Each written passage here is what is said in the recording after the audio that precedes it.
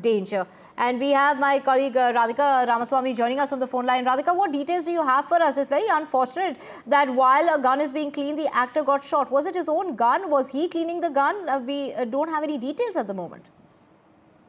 We have basic details at this point. Yes, a very unfortunate incident there. Actor and Shiv Sena leader Govinda taken to nearby hospital after he was accidentally shot in the leg by his own revolver this morning. This is what the Mumbai police officials have confirmed. In fact, he got shot in the leg with his own revolver when he was cleaning the weapon is the information that we are getting. In fact, the accident happening because the revolver lock was unfortunately open. He was immediately taken to the hospital. In fact, team of doctors are treating him is the information we are getting. And we believe that the bullet has been removed from his leg and out of danger now. However, very unfortunate incident of a misfire happening with actor Govinda, who is also Shiv Sena leader. He was rushed to the hospital this morning. Currently, sources from the hospital and the police are telling us that the actor is out of danger. Right now, in fact, Radhika, is that the actor and Shiv Sena leader has been taken to a nearest hospital this after that accident that took place where he got shot in the leg by his own revolver early this morning. So, Radhika, of course, from what we are hearing from our sources is that the actor is believed to be out of danger. To be out of danger. This was an unfortunate accident that happened early this morning when actor Govinda was cleaning this weapon, cleaning the gun. He was shot by his own revolver when he was cleaning because it was not locked properly. That's the information we are being told. So Govinda taken to the nearby hospital after he was accidentally shot in the leg by his own revolver. He is out of danger. We are in touch with police officials as well as hospital authorities who say that while he was taken to the nearby hospital soon after the incident, his condition is out of danger and that the bullet has been taken out is what we are being told. But a very unfortunate incident. Now, did this revolver belong to Govinda or any family members? That is something we are not entirely certain about. But he was, with the gun, he was cleaning it. And when the misfire happened, as a result of which he was wounded in his leg, he was immediately taken to a hospital, the bullet removed, and he is currently out of danger. Thankfully, it was, he is out of danger at this point, and nothing serious occurred as a result of the misfire. It struck his leg, and now the bullet is off his leg, is the information that we're getting at this point. Actor and Shiv Sena leader Govinda now out of danger is what we are being told. Morning, and apparently the incident took place at 4:45 a.m. He was checking the weapon before heading out is when the mishap took place, and according to initial reports, they indicate that perhaps the bullet struck his knee, prompting medical attention, and therefore he was rushed to the closest hospital and he's said to be out of danger. Thank you so much, Radhika, for getting us all those details, and with that we're slipping in a very short break. Back with a whole lot more to stay with us.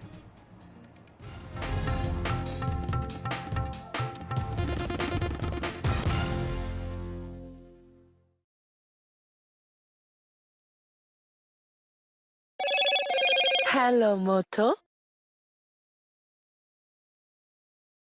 Motorola Razr 50 Ultra comes with Google Gemini.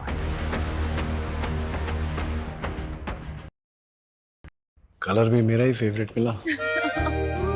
Dulux Velvet Touch with True Color Technology feels like home. Loan मिलेगा या नहीं, ये आपके credit score पे depend करता है. तो आज ही अपना क्रेडिट स्कोर चेक करें फ्री में पैसाबाजार.com पर. लोन की जरूरत कभी भी किसी को भी पड़ सकते हैं.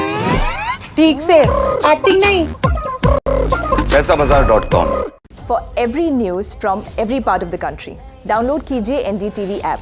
सिर्फ एक ऐप जो आपको बताता है क्या हो रहा है in the world of business, politics, sports and entertainment. देखना ना भूले हमारी movie Yudhra in the theatre. Read all about Yudra on the NDTV app. So download now. Loan मिलेगा या नहीं ये आपके क्रेडिट स्कोर पे डिपेंड करता है. तो आज ही पैसाबाजार.com पर जाइए और अपना क्रेडिट स्कोर चेक कीजिए फ्री में, क्योंकि लोन की जरूरत कभी भी किसी को भी पड़ सकती है. बस एक्टिंग करा लो इनसे. पैसाबाजार.com. क्रेडिट स्कोर चेक, आदत अच्छी है. Stay informed and entertained with the new and updated NDTV News app. you can watch all our channels live, listen to podcasts, read breaking and exclusive news from around the world and more. Download the NDTV app today and get access to the best journalism and storytelling on your smartphone or tablet. The NDTV app. News that matters to you. Loan मिलेगा या नहीं ये आपके credit score पर depend करता है। आज ही जाइए पैसाबाजार.com पर और अपना क्रेडिट स्कोर चेक कीजिए फ्री में, क्योंकि लोन की जरूरत किसी को भी कभी भी पड़ सकती है। चल एक्टिंग थोड़ा भेल बनो। पैसाबाजार.com। I've been reporting on all issues, big and small, from Andhra Pradesh, Telangana, rest of South India, bringing you all the action, all that you need to know, all that you want to know. The energy of Maximum City is infectious. I bring in that energy in our news coverage from financial capital, Mumbai. India's IT capital is always buzz. It's literally a city that never sleeps. And I keep you ahead on all the Bengaluru buzz. Covering from the southernmost part of India over the last 23 years, I bring in-depth and 360-degree coverage from the Dravidian heartland. The land of Mishti is also known for its bitter politics. I have seen much water flow under the Howrah Bridge, covering Bengal in all its vivid colors.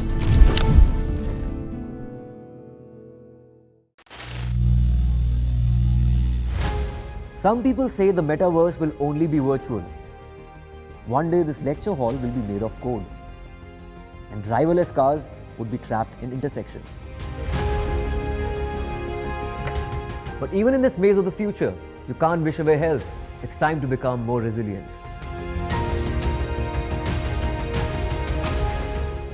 10 years of Banega Swasth India, we have grown and achieved so many milestones.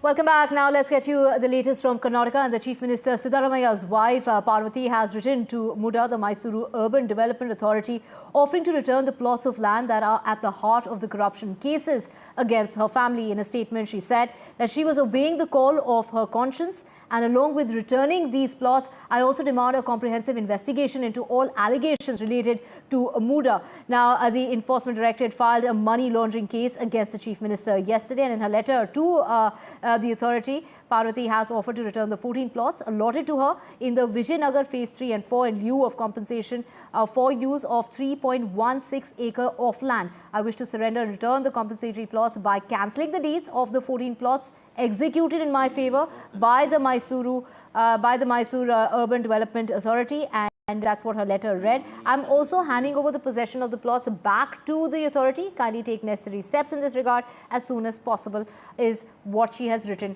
to the MUDA authorities.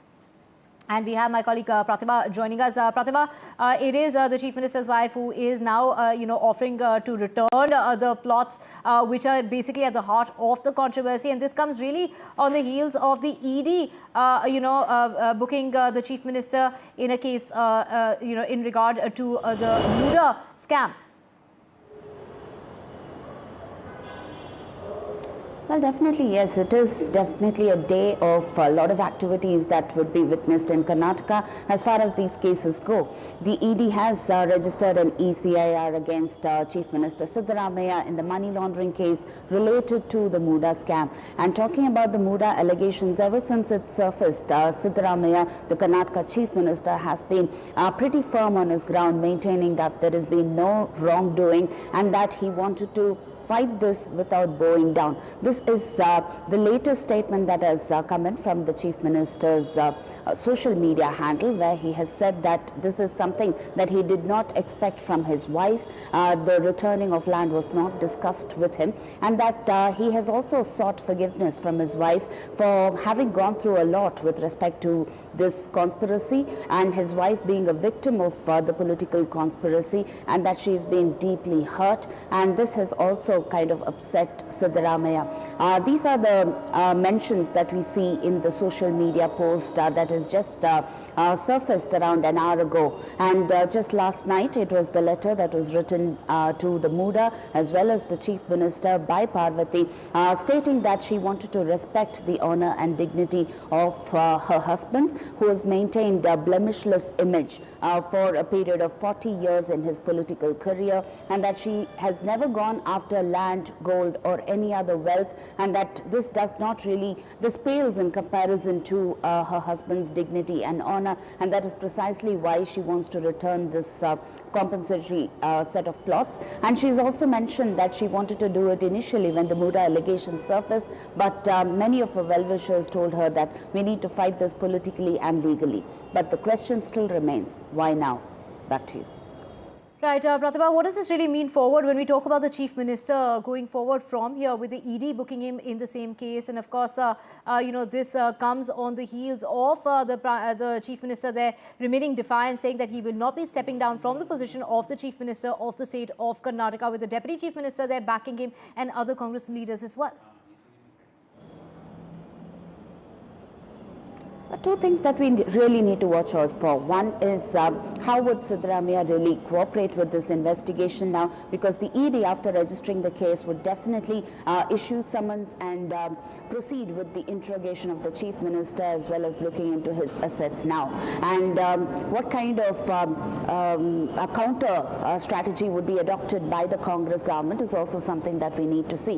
What we hear from sources in the Congress camp is that he has been indulging in meetings after meetings with legal experts to try and see how he could get the legal matters to intervene in terms of stopping or thwarting the ED from conducting this interrogation. And on the other hand, with respect to the Lokayukta FIR in itself, how would he fight that, whether he would cooperate with that investigation, and what kind of strategies would he adopt in terms of going after the division bench in the Karnataka High Court or the top court, are also some things that are being discussed at this point in time right as we speak. But then when and how would he do it is also something that we need to really see. Back to you. Right, Pratibha, we will keep tracking that story and coming back to you for more on that. Moving on now to Delhi, and the police have detained climate activist Sonam Wangchuk supporters at the Singhu border. The climate activist and his supporters were detained by the police at the border on Monday night. This is Mr. Wangchuk, who also took to social media site X to inform about his detention. He's saying that I'm being detained along with 150 Padyatris at the Delhi border by a police force of hundreds, some say 1,000. Many elderly men and women in their 80s and a few dozen army veterans. Our fate is unknown. We were on a most peaceful march in the largest democracy in the world and the mother of democracy, is what he went on to say. He and other volunteers were embarking on that foot march from Leh to New Delhi to urge the centre to resume dialogue with Ladakh's leadership regarding their demands. One of their key demands is for Ladakh to be included in the 6th schedule of the constitution, granting lawmaking powers to the local population to protect their land and cultural identity. Mr. Wangchuk and around 75 volunteers started their foot march from Leh on the 1st of September, and earlier Mr. Wangchuk stated that they were on a mission to remind the government to fulfill their promises that were made by the government years ago.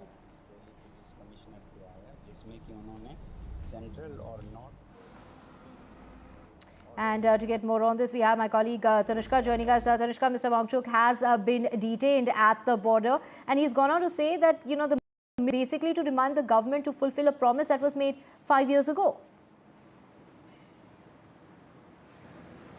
Right, exactly, Divya. Sonam Wangchuk, along with his supporters who were peacefully marching towards the Gandhi Samadhi in New Delhi, in the national capital, have been detained right at the Singhu borders, and they've been detained by the police there for reasons that are still unknown. However, what we do know is that the police have stated that section 163 of the Bharatiya Nyaya Sanhita has been imposed across various parts in Delhi, because of which nobody is allowed to, congregate in a group, in large groups, which is why this entire group of climate activists were detained at the border.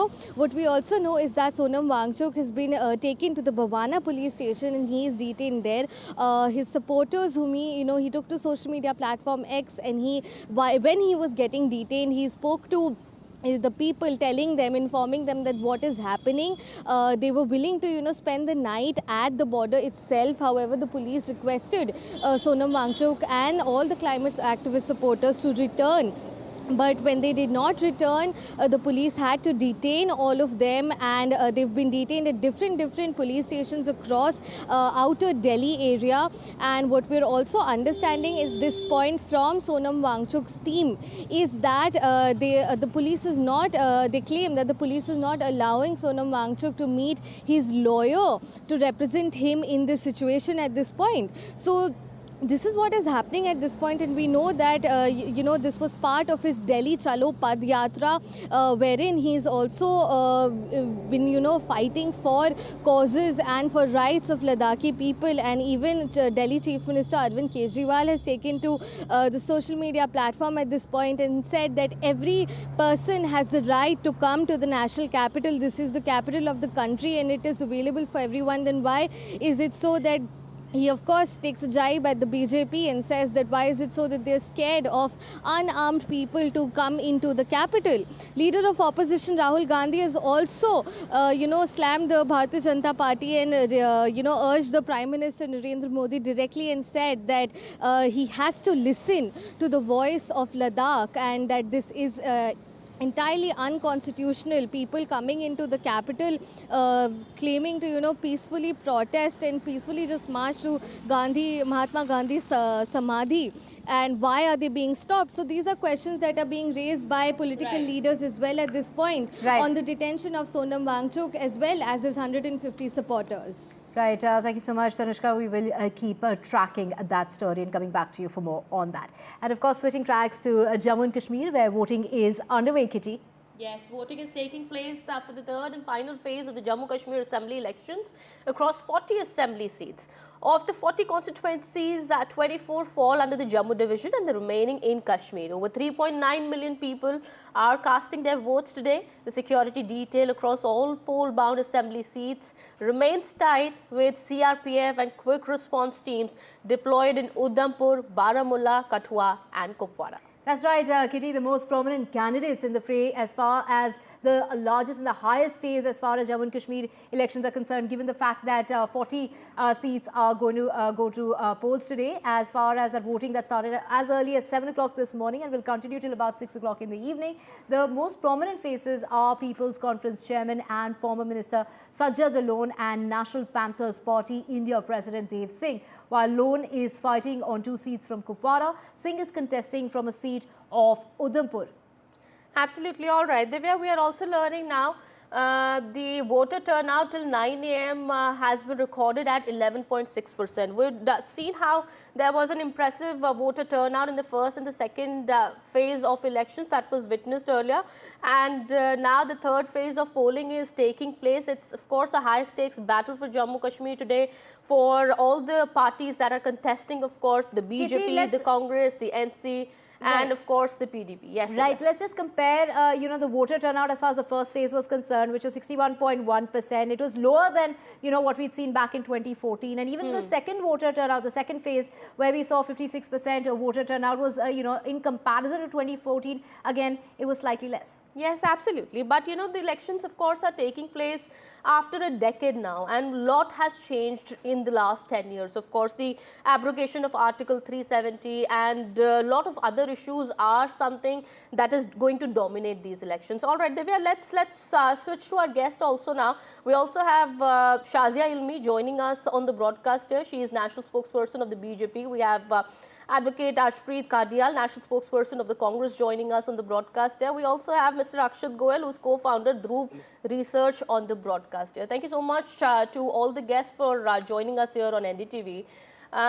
Ms. Shazia Ilmi, if I could come to you first, what is the BJP expecting? I mean, we've been talking about voter turnout. The voter turnout has been good enough, as I've been speaking to Divya also. I mean, elections are, of course, taking place after a decade, and a lot has changed in the last 10 years. What is the BJP expecting now? So, like you rightly said, a lot has happened in the last 10 years. We've had the DDC elections, we've had, which is District Development Councils, and Panchayat elections and urban local bodies elections. And now, after 10 years, we have these elections. So, I think what we're witnessing is like a complete freedom from fear, and that is apparent in the voter turnout, in the candidates and so many independent and others, and also people celebrating the festival of democracy without feeling any pressure. Somebody told me that in yesteryears when they used to go and vote, they would be scared. There would be somebody watching them. So I think that is the biggest takeaway. As for what is BJP is expecting, well, to form the government, and we'll do exceedingly well in Jammu, and we have already started working in Kashmir in terms of as a political party. We have 19 candidates so far that we have fielded. But overall, people like what LG is doing, how the state has transformed. And the economy has grown from 1.17 lakh crores to a 2.45 in only 7 years. So people want more of the same. I've spent considerable time there.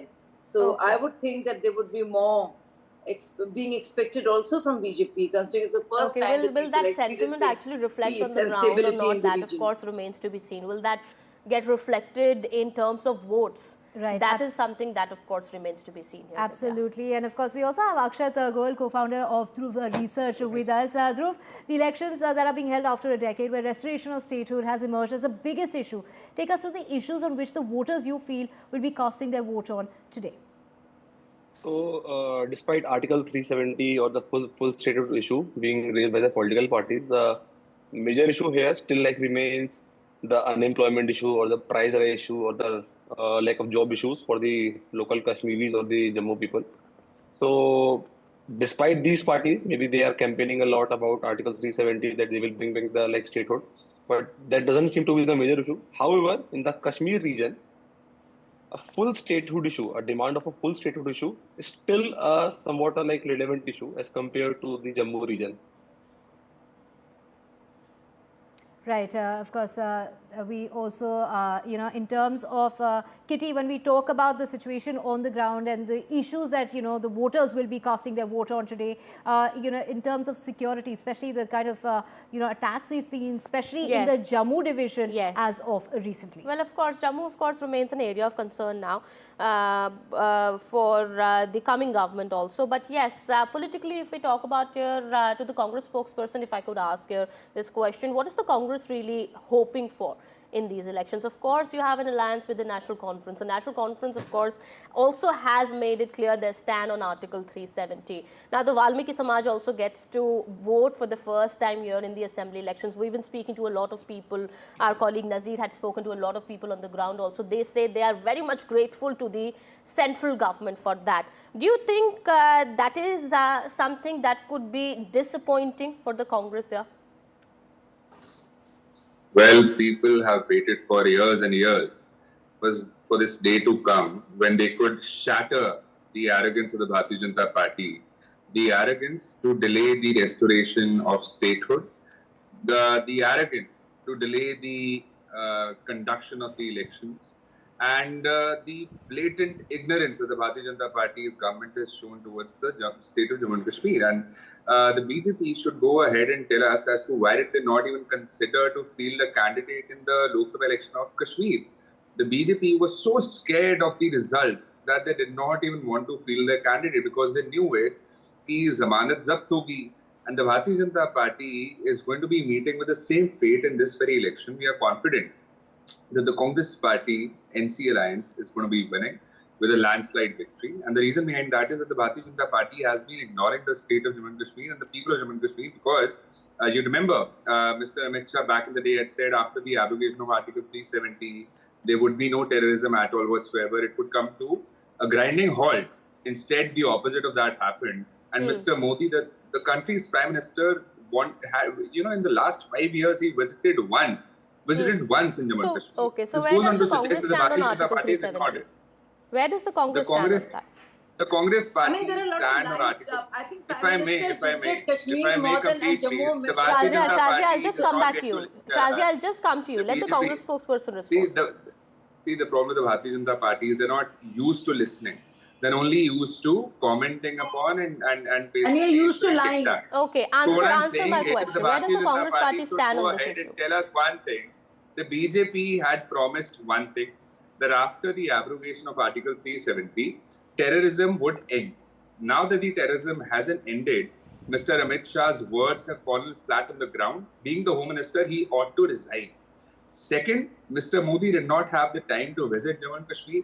The grievances of the people in Jammu and Kashmir kept lingering on and on because there was no government. Okay, you're again putting the onus on the BJP that the BJP needs to answer. But the question that I'm asking is here, what is the Congress's stand here? I mean, the National Congress, that is your ally, that has of course made it stand clear. Where does the Congress really stand?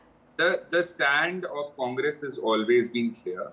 What the people want is what the Congress wants, and that is what we'll continue. What do you think? What do the people want? Number two, the people want what the people want will be spoken by the people, and whatever they want, the Congress will always deliver it. Number two, all I'm trying to say here is that on one hand, it's the Congress party that has time and again raised the voices of the people that have been neglected, that have been negated by the Bharatiya Janata Party, and on one side we have the Bharatiya Janata Party, who negated the exodus of the Kashmiri Pandits when it was happening. And you remember that back in the day, through various government schemes, people had gone to Jammu and Kashmir to get the employment there. And because there was these obnoxious circumstances, they had to leave Jammu and Kashmir. And around 5,000 to 6,000 people had to leave from there. And not just that, time and again, people have been suffering because of employment. Okay, is that so? Okay, let the BJP spokesperson respond to that. I won't say much to that. Let Shazia respond. As always, as you know, Rahul Gandhi has been caught lying not just in the parliament but outside as well on the Agniveer scheme, and that is his latest ploy of misinformation. We heard his representative here also lie quite brazenly about how many times PM has gone there. I think you should just brush up on your facts, and your lack of information should not be my responsibility. So I don't want to correct you, but I think you can just do a very basic search. I'd really like to be corrected. You should come better prepared. Thirdly and most importantly, these are the people who created the issue. It was in 87 when the Rajiv Gandhi Farooq Abdullah Accord was signed, which led to militancy. They are responsible for 55,000 killings, civilian casualties, and other casualties in the region.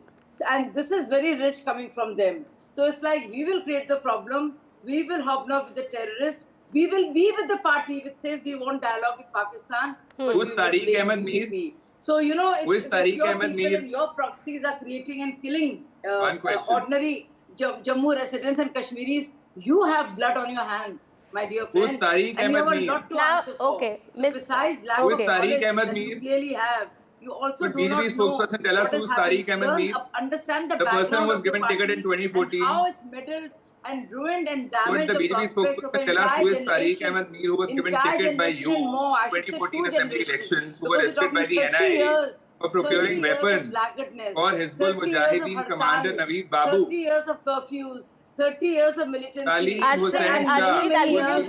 give you a chance to speak. Let Shazia respond. On you, and don't keep speaking over me because I'm calling you out.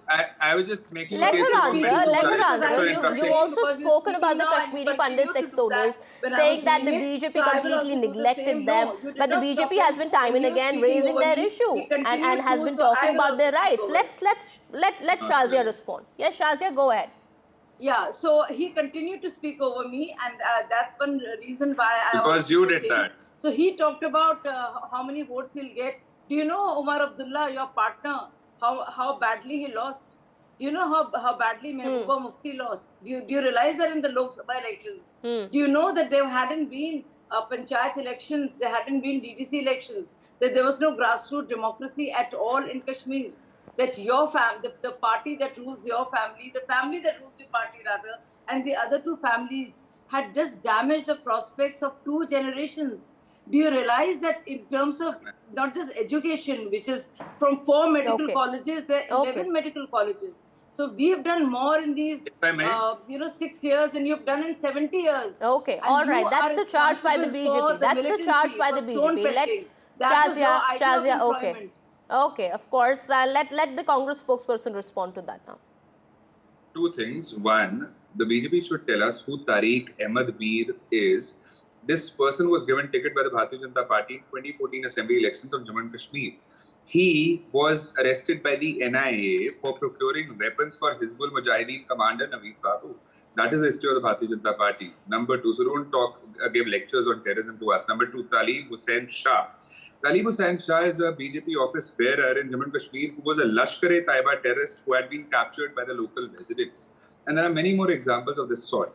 So how could we expect the Bharatiya Janata Party to do anything to resolve the issues of people of Jammu and Kashmir? The fact of the matter is, the Bharatiya Janata Party needs to tell us why did you have these kind of leaders in your party? Why did you have these kind of leaders in your party? And how do we expect you to do anything to resolve the issues and grievances of the people on Jammu and Kashmir who are tired of terrorism militancy? You need to visit the state How do we expect you to do anything? How can people expect you to form government and do anything for them? But why when you have been harboring these kind of people in your party, when you have been giving tickets to such people, that you know their views and the Congress NC's views are similar on Article 370. There was a lot of uproar over that also. And many said that, you know, the NC and the Congress, of course, are peddling the same agenda as the Pakistan, because the Pakistan Defense Minister continued to say that, you know, their views, the views of Pakistan and that of the Congress and the NC are similar. Give us Pegasus. No, for one day we'll tell Ishara kahan se hota hai, who asks the defense minister to issue a comment, and very conveniently, you know, politics of convenience happens. We really want the Bharatiya Janata Party to give us Pegasus for one day so that we could tell them Ishara who kahan se raha hai and when is it happening. Just see how juvenile. Just see how juvenile. All I'm saying is the Bharatiya Janata Party. Now please hear me out. What I'm saying is, you know, let's have a serious debate and let's not have a few things. You had promised employment to the people of Jammu and Kashmir. All right, you made your point. You made your point, Ashwin. All right, I have not been able to give much time to Mr. Akshat here also. We are just wrapping this discussion. We don't have much time. I'm really very sorry. Meanwhile, thank you so much, Ashpreet Shazia, as well as Akshat, for joining us here on the broadcast here. I hope next time we have more time and we'll be able to take this discussion further. Right, Kitty, thank you so much for that. And as we get up for the launch of the 11th season of the NDTV Detol Banega Swasth India campaign, the Environment Minister, Bhupender Yadav, spoke exclusively to NDTV about the need to shift from mindless consumption to mindful use of our Earth's resource to ensure a better future for generations. Take a look at this story. As we are ready to launch season 11 of the Banega Swasth India campaign, we have a very special guest with us. हमारे साथ हैं Environment Minister Bhupendra Yadav. Sir, प्रधानमंत्री का एक initiative है mission life. ये आज के समय की आवश्यकता है. जिस धरती पर हम रह रहे हैं, ये धरती हमें अपने उत्तराधिकारियों को देने के लिए मिली है, और इसलिए धरती के संसाधनों का उपयोग कैसे हो. हमारे को माइंडलेस कंजम्पशन की जगह माइंडफुल यूटिलाइजेशन की ओर जाना होगा, और इसके लिए आजकल हमारी मिनिस्ट्री मिशन लाइफ के लिए आइडियाज़ फॉर लाइफ कैंपेन चला रही है, जिसको आप आइडियाज़ फॉर लाइफ हैशटैग पे भी देख सकते हैं. और हमारे जुड़े हुए जो विषय हैं, वाटर को लेकर के, एनर्जी को लेकर, ई वेस्ट को लेकर, डिजिटल वेस्ट को लेकर, हेल्दी लाइफस्टाइल को लेकर, फूड को लेकर, हम किस प्रकार के अच्छे इनिशिएटिव बना सकते हैं जो हमारे धरती को भी अच्छा रखे और दुनिया को भी अच्छा रखे. दूसरा, एक पेड़ माँ के नाम प्रधानमंत्री जी के द्वारा इनिशिएटिव चलाया गया है कि हमारा ग्रेटिट्यूड अपनी माँ के प्रति भी है, धरती माँ के प्रति भी है, और इसलिए मैं आह्वान करना चाहूँगा कि सब अपने जीवन में कितनी ही बड़ी संपत्ति अर्जित करें, लेकिन एक पेड़ माँ के नाम पे जरूर लगाएं. सर, आपने इतने अच्छे इनिशिएटिव्स कर रहे हैं और आपने इतनी अच्छी तरह हमें समझाया, जनता को समझाया. सर, एक सवाल क्लाइमेट चेंज पे एज एन एनवायरनमेंट मिनिस्टर आपसे पूछना पड़ेगा. सर, हम जी रहे हैं, चाहे वो बाढ़ हो, बारिश हो, गर्मी हो, we are witnessing it. Sir, climate action के तौर पे मिटिगेट करने के लिए क्या स्टेप्स हमें लेने चाहिए?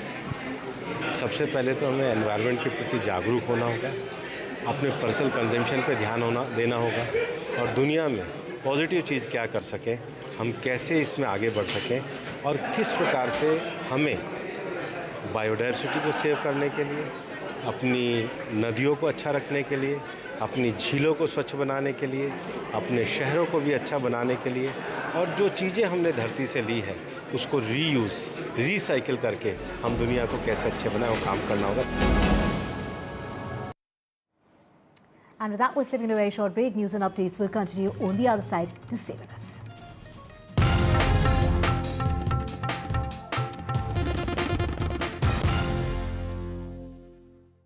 लोन मिलेगा या नहीं, ये आपके क्रेडिट स्कोर पे डिपेंड करता है. तो आज ही अपना क्रेडिट स्कोर चेक करें फ्री में पैसाबाजार.com पर. लोन की जरूरत कभी भी किसी को भी पड़ सकती है। ठीक से एक्टिंग नहीं। पैसाबाजार.com।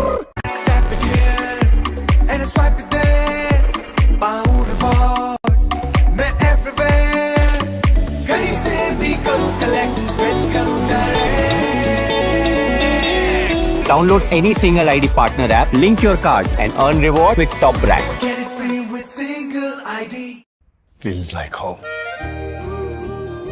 Dulux Velvet Touch with True Color Technology feels like home.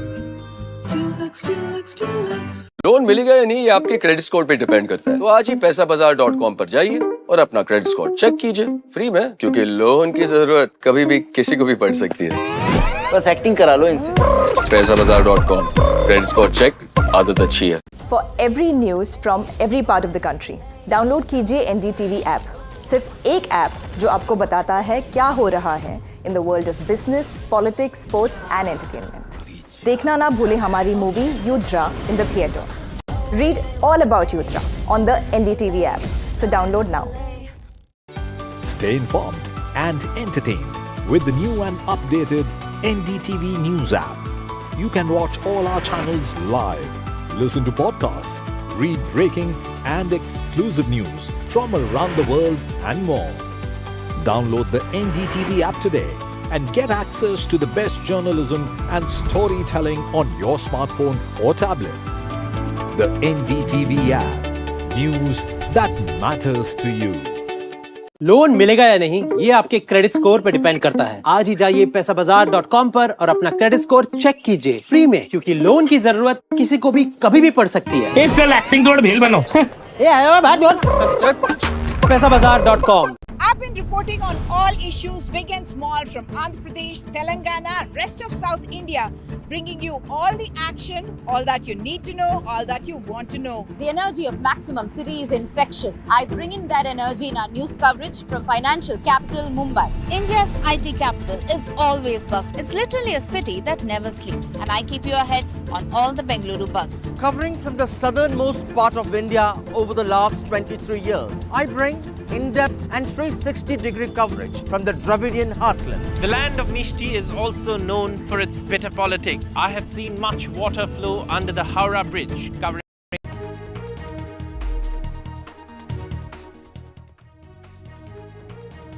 It's 10 a.m. You are watching NDTV 24/7. I'm Parmeshwar Bava. We've got an action-packed bulletin lined up for you over the next 1 hour. Let's begin with the headlines we're tracking currently. Agitating junior doctors in West Bengal resumed their indefinite total cease work to press the state government on various demands, including ensuring their safety and security at all medical establishments. This just a day after Bengal government sought more time from the Supreme Court to improve the security mechanisms at the medical colleges in the state. Actor and Shiv Sena leader Govinda has been taken to the nearest hospital after he accidentally shot himself in the leg by his own revolver earlier today.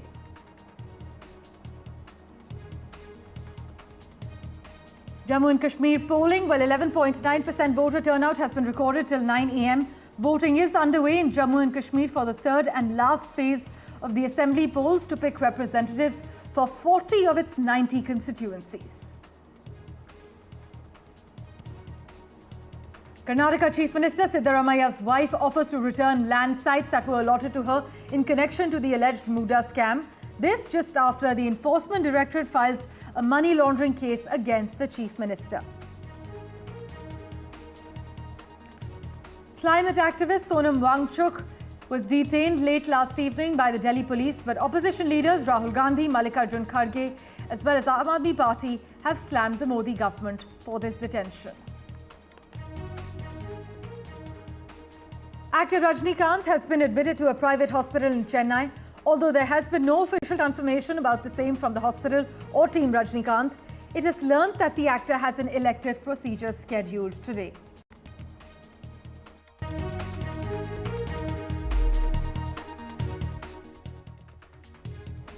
Well, a big focus, agitating junior doctors in West Bengal have resumed their indefinite total cease work today to press the state government on various demands, including ensuring their safety and security at all medical establishments. The junior doctors had on the 21st of September rejoined their duties, as my colleague Saurabh Gupta was reporting from Ground Zero, partially at government hospitals after a 42-day protest. They were on a cease work agitation to protest against the rape murder of an on-duty woman doctor at the RG Kaur Medical College and Hospital on the 9th of August. My colleague Saurabh Gupta is tracking the latest developments for us. He joins us live at the moment. Saurabh, the agitating doctors in West Bengal have now resumed their indefinite total cease work to say that they will not continue work until their demands are met.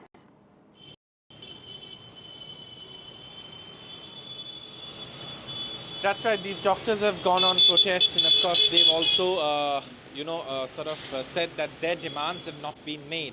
I beg your pardon. And these demands include the demands of security mechanisms that have to be put in place. And they've also, obviously, in all of this, said that their demands need to be met, and that's why they're going on this cease work protest. Now, yesterday in the Supreme Court, the state government told the court that they would need more time. The state is reeling under floods, and of course, they need more time to complete the work, and have got time till the 15th of October. This was in response to when the Supreme Court asked why the pace of the work was tardy. The government said that, all of this work takes time. In fact, yesterday, even the Chief Secretary, who briefed the media after the Chief Minister met the medical superintendents and vice principals of all medical colleges and hospitals in the state, said that, there are works are progressing. In some places it's 26%, in some places 30, 40, etc. Now, 26% of the CCTVs that are to be set up as part of these new security measures have already been set up. But in none of these works, whether it's restrooms, washrooms, more than 50% work has been completed, is what the Supreme Court observed. And now doctors are saying they feel insecure, so they are going to go back to their protest of cease work at all the hospitals. These are junior doctors who returned to work, amidst floods in the state. And now again, of course, there are fears of flash floods as well. But the administration says that they're working to ensure that, the security measures that have been put in place in the wake of the RG Kaur incident are completed, and they've sought time till the 15th of October. West Bengal Junior Doctors Front has issued a statement, meanwhile noting their decision to resume the strike. As Saurabh is reporting, they have emphasized that without concrete action from the government to address safety concerns, patient services and political influence, they would be forced to continue their strike indefinitely. Saurabh, have we heard from the Chief Minister's office yet?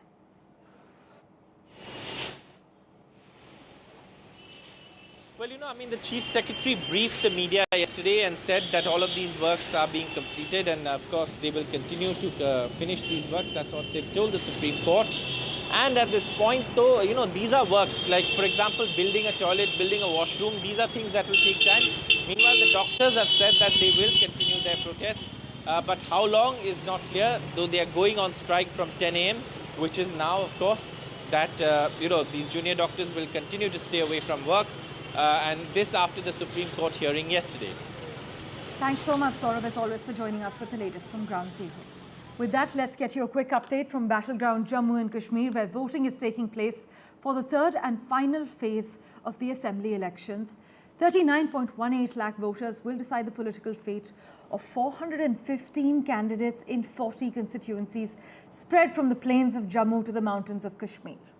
Now, of these 40 constituencies, 24 fall under the Jammu division and the remaining in Kashmir. Over 3.9 million people are casting their votes today, and the security detail across all poll-bound assembly seats remains tight, with the CRPF and quick response teams deployed in Udhampur, Baramulla, Kathua and Kupwara. In fact, the most prominent candidates in fray in the third phase of the Jammu and Kashmir polls are People's Conference Chairman and former Minister Sajjad Lone and National Panthers Party India President Dev Singh. While Mr. Lone is fighting on 2 seats from Kupwara, Mr. Singh is contesting from the Chinani seat of Udhampur. There are hopes that this phase will see the maximum turnout. In fact, let's go across to my colleague Nazir Masoodi, who joins us from Ground Zero at the moment. But before that, let's just listen to the political reactions we have lined up for you.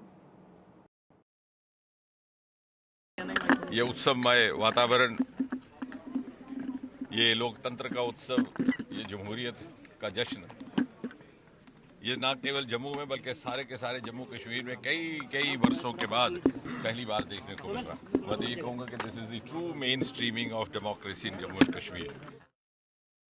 लोगों से अभी तो सवेरे सवेरे है 7 बजे सुबह के, पूरा दिन है, अभी 11-12 घंटे हैं। मैं सबसे वोटरों से जम्मू कश्मीर के, चाहे वो कश्मीर वादी के हों या जम्मू के हैं, सबसे निवेदन यही करूंगा कि अभी 10-11 घंटे हैं वोट डालने के, तो शाम तक सबको वोट डालना चाहिए। बुजुर्ग, बूढ़े, नौजवान, बहनें, माएँ, बेटियां, बहू, सबको वोट डालना चाहिए। My colleague Nazir is live with us. Nazir, there are hopes that this phase will actually see the maximum turnout? Well, exactly, and the first 2 hours have clearly seen an encouraging voter turnout, which is more than 11% across 40 constituencies in Jammu and Kashmir. But here in Jammu city, I didn't see the long queues like we used to see, particularly in the parliament elections, and you see just few people, women, just standing in the line. That doesn't mean that this is a trend everywhere.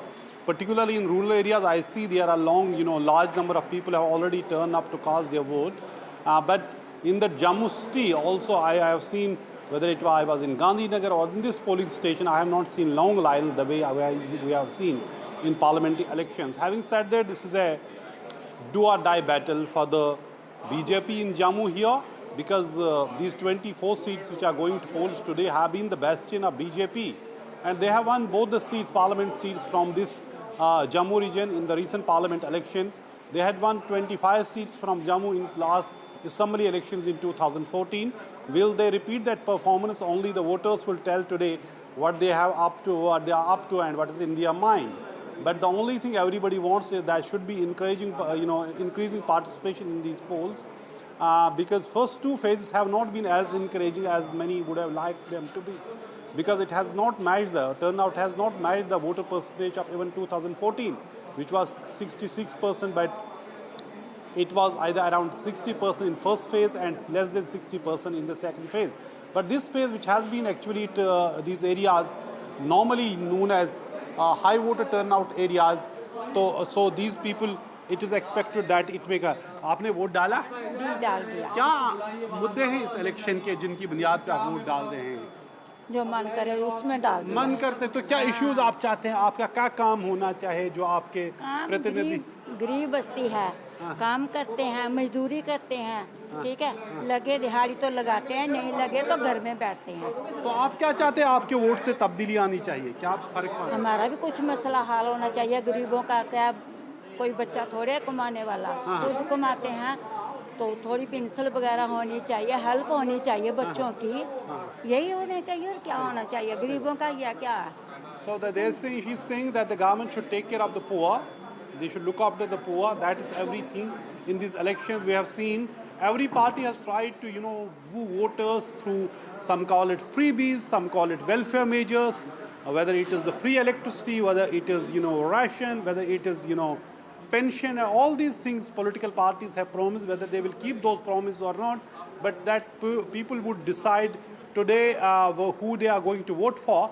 But this election, this phase is going not only decide the fate of the political parties, but some of the main political leaders in Jammu and Kashmir. For example, here in Jammu, you have Tara Chand, former Deputy Chief Minister, who is contesting here, who is a senior Congress leader. You have Govinda Singh Rana, senior BJP leader, who is contesting from Nagrota. He was earlier the face of National Conference in Jammu. Then he switched over to the BJP. Here you have Shamlal Sharma, former minister. You have Raman Bella. So many people, top leaders in Jammu, be it Congress or the BJP. Or then in the valley, you have Sajjad Lone, People's Conference, who is contesting from 2 seats. You have Muzaffar Beg, who is contesting now as an independent. And then you have several other leaders who have been contesting. Nasir Aslamani, provincial president of National Conference, who is contesting from Kupwara.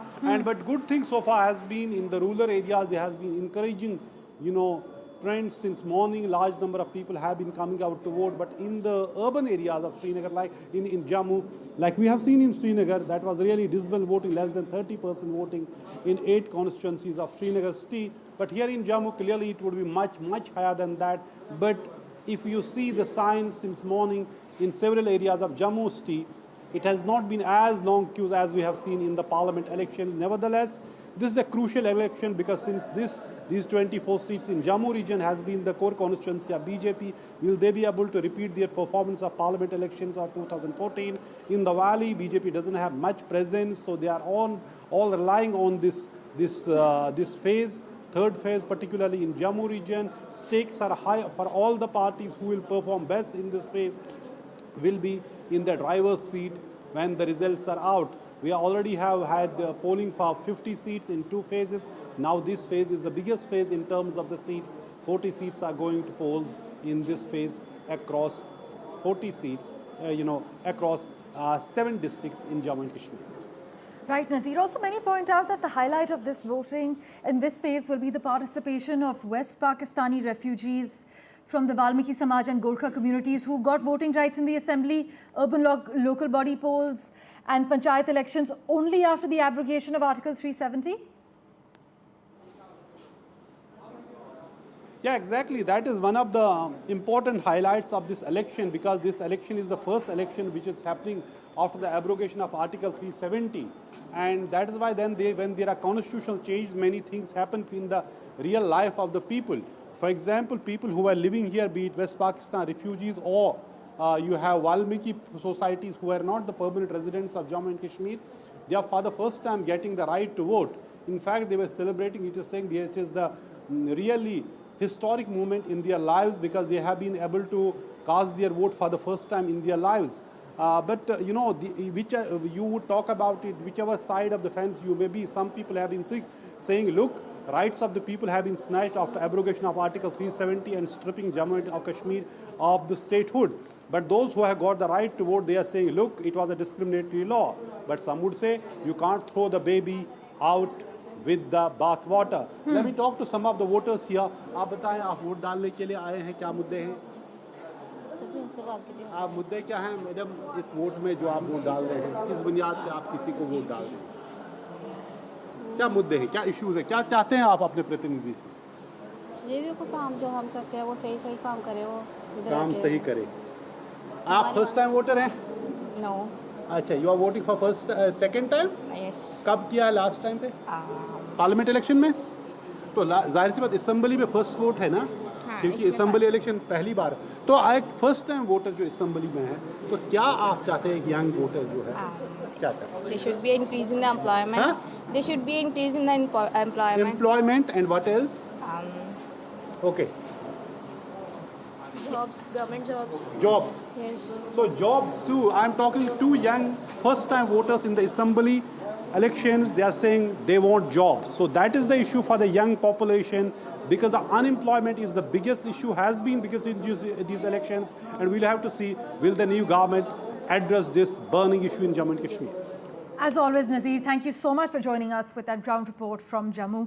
The voter turnout was robust in the earlier phases with 61.38% participation recorded in the first phase, that was on the 18th of September, and 57.31% in the second phase, that was on the 26th of September. As my colleague Nazir Masoodi is reporting from Jammu, up until 9 a.m., the voter turnout recorded has been 11.9%. We'll keep getting you the latest from Battleground Jammu and Kashmir. For now, we're stepping into a very short break.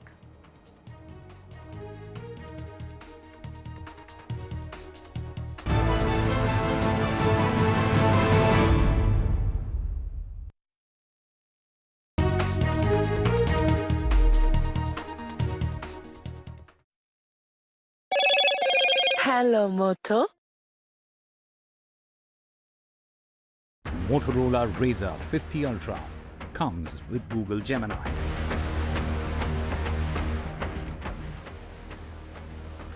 Narendra Modi has posted on X saying birthday greetings to our former president, Ramnath Kovind. He is widely respected for his service to society and contribution to national progress. In fact, Narendra Modi adds his insights into various subjects are also very enriching, praying for his long and healthy life.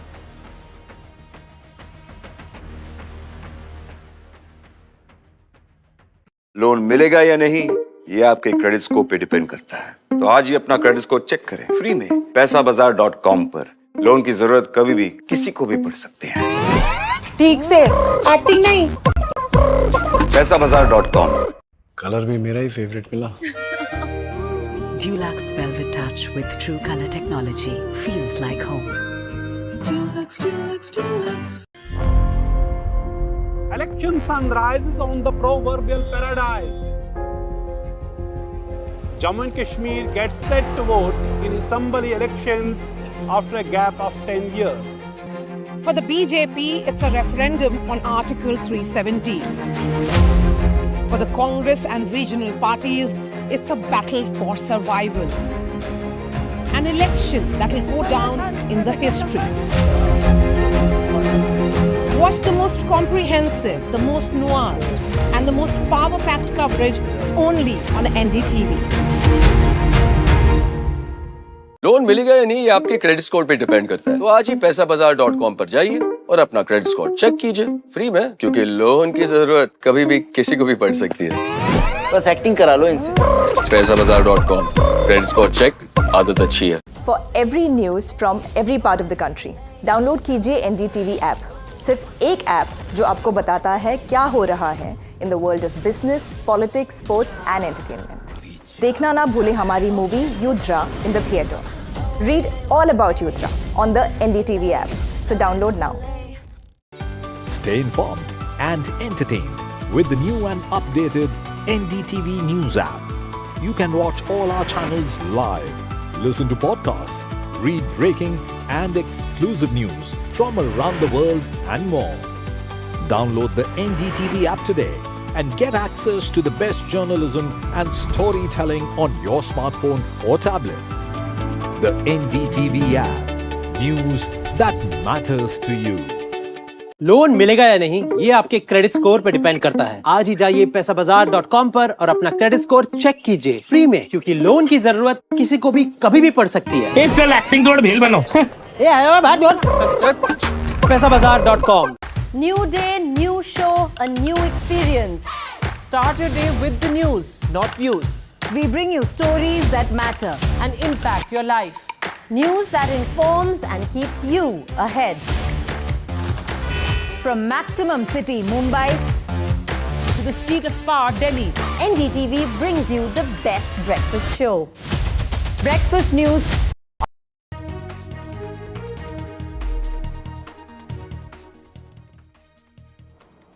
Welcome back. Well, in a significant development, Karnataka Chief Minister Siddaramaya's wife Parvati has written to the MUDA Commissioner expressing her willingness to return the 14 sites in the Mysuru upmarket.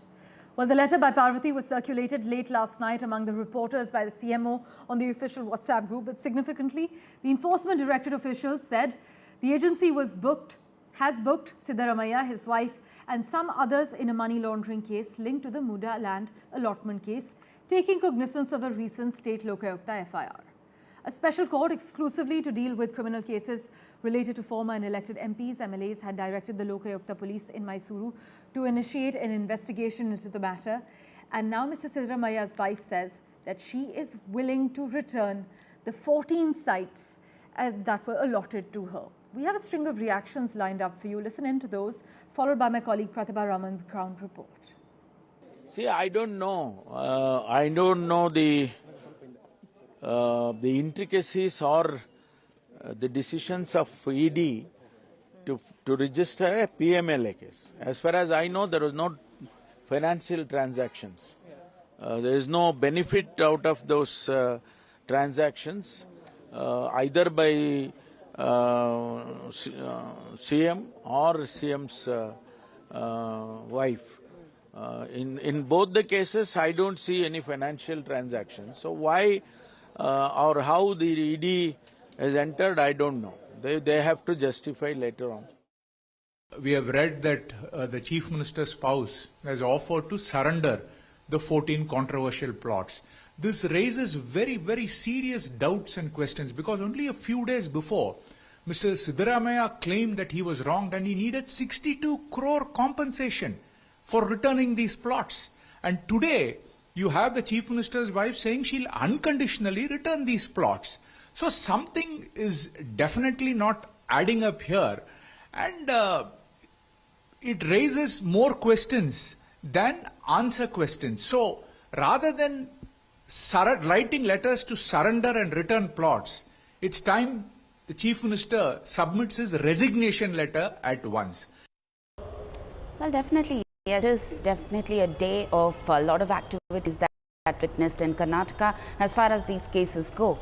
The ED has registered an CIR against Chief Minister Siddaramaiah in the money laundering case related to the MUDA scam. And talking about the MUDA allegations, ever since it surfaced, Siddaramaiah, the Karnataka Chief Minister, has been pretty firm on his ground, maintaining that there has been no wrongdoing and that he wanted to fight this without bowing down. This is the latest statement that has come in from the Chief Minister's social media handle, where he has said that this is something that he did not expect from his wife. The returning of land was not discussed with him, and that he has also sought forgiveness from his wife for having gone through a lot with respect to this conspiracy.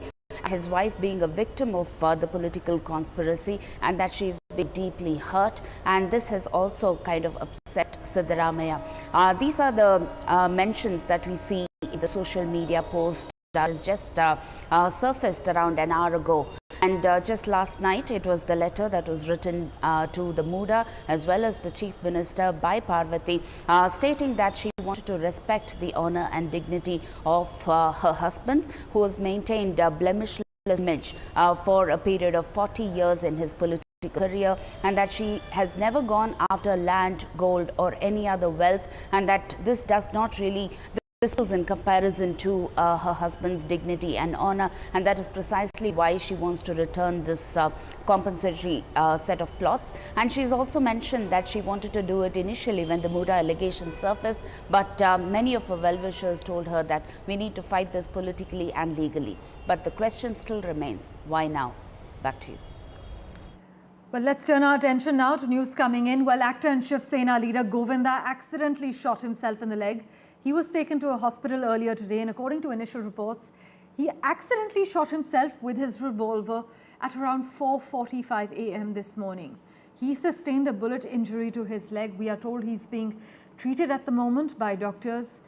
Govinda was reportedly cleaning the weapon in his Mumbai house at 4:45 a.m. this morning is what we're told.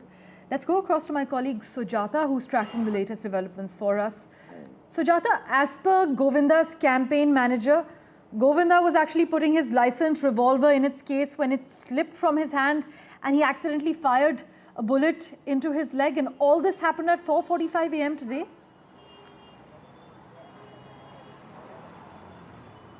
Well, yes, and what we gather from Govinda's manager at this point, he stated that Govinda was off for an event in Kolkata when the preparations were done, and the licensed gun that he owns was he was trying to keep it back in the cupboard. That is when the bullet there, it occurred, and accidentally it went and placed itself into the knee of Govinda, or the left leg, and after which he was rushed to the hospital here at Critical Hospital in Juhu. And at present, the daughter of Govinda as well as his other family members are present, whereas his wife, who was already there in Kolkata, has now taken a flight to come here. And this incident happened at around between 4:45 to 5 in the morning, and it is being said that it was basically this was an involvement where a misfire incident that has happened, where the bullet was accidentally discharged from his own licensed gun that he owns, after which the Mumbai police, they rushed to spot, and before that Govinda was brought here at the Critical Hospital,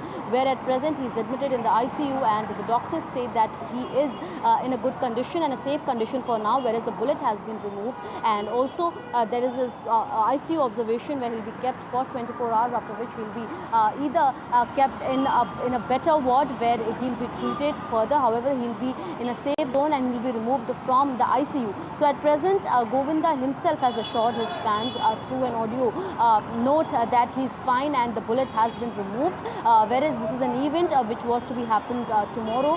However, it did not. Now the event stands cancelled because of this incident, whereas the manager says that he was already at the airport and it was Govinda who was on his way. However, as soon as he tried placing the revolver in the cupboard, that is when it fell down and the bullet was discharged. Right, in fact, Sujata, I sincerely apologize, I'm cutting you through. We actually have a reaction from the actor himself. Govinda has now said that the actor is out of danger. Let's revert to Sujata for the latest coming in. Sujata, many are questioning that there's nothing known as an accidental shot because you have to load the gun, release the lock, etc. But Govinda's manager has said that they had a 6 a.m. flight to catch for a show in Kolkata. As Sujata is reporting, that stands cancelled. But Sujata, the actor, saying he is now out of danger. Well, yes, and Govinda himself has reacted to this incident where he's assured his fans that everything is stable and the bullet has been removed with the blessings of his family, his friends and well-wishers. And he also assured nobody to, actually worry of this incident, because in the morning, as soon as the news broke down that Govinda was hit and injured by a bullet, it actually led, shockwaves amongst his fans on social media who were worried about his condition. But at present, Govinda himself as well as his manager has, they have been continuously in touch with the media, and they have been assuring them that everything is stable and the bullet has been removed. Right, Sujata, I sincerely apologize for cutting you through. We have a reaction coming in. Let's just listen in to what's happening. नमस्कार, प्रणाम। मैं हूं गोविंदा। आप सब लोगों के आशीर्वाद और माँ बाप का आशीर्वाद और गुरु की कृपा की वजह से गोली लगी थी, पर वो निकाल दी गई है। मैं धन्यवाद देता हूँ यहाँ के डॉक्टर का, आदरणीय डॉक्टर अग्रवाल जी का, और आप सब लोगों की प्रार्थनाएं जो है, आप लोग का धन्यवाद। प्रणाम। Well, you've just heard a reaction coming in from the actor himself. That was a reaction over the phone line where actor Govinda says he is out of danger. The bullet has been taken out and he was injured due to a misfire. He was taken care by doctors. He was rushed to the hospital, remember, earlier today. But his caption... Right, I am told Sujata is still with us at the moment. Sujata, we've just heard the reaction coming in from the actor. He has categorically said that it was a misfire and he is safe now. What further details can you disclose to our viewers currently?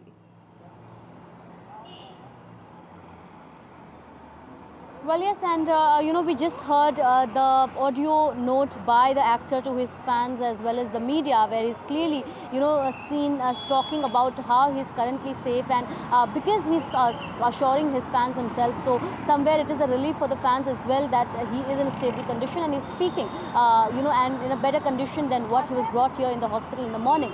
And also, you're at Critical Hospital. If I try to show you in the visuals, the family is currently inside the hospital. The Mumbai police teams have been deployed here to understand and also take care of the crowd if and whenever they gather here. And also at present it is being told that the Mumbai crime branch themselves will be coming here and inquiring and questioning the actor about what exactly happened that this incident occurred. And at present, if we see, Govinda's manager has been clearly saying that this was a misfiring incident that happened where accidentally the bullet was discharged from his licensed gun into his into his knee. But what was the exact occurrence of events is what the Mumbai police will try to understand after that, and an authoritative statement will also be out, after which it is likely that the family as well as the spokesperson of Govinda might also come out and give a statement into the media, because the fans have been continuously active on social media texting about him, and also speaking about his recent him joining hands with the Shiv Sena. It is likely that the chief minister himself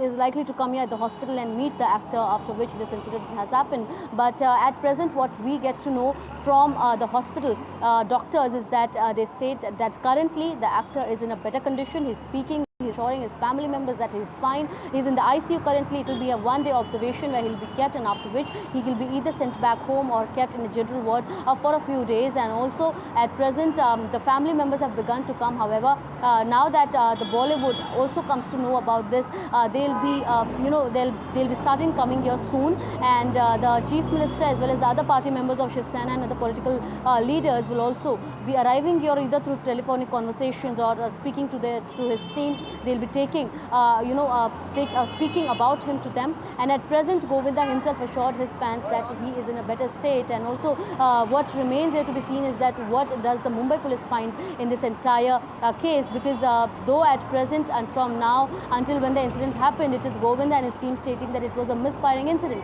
but the Mumbai police will definitely try to inquire to his other staff members as well as his bodyguards and bouncers, that what happened and why exactly was the licensed gun unlocked, where he was moving to an event in Kolkata and he was about to leave his home for the airport, but the entire incident remains to be questioned by the Mumbai police, after which the matter will be probed further. Over to you.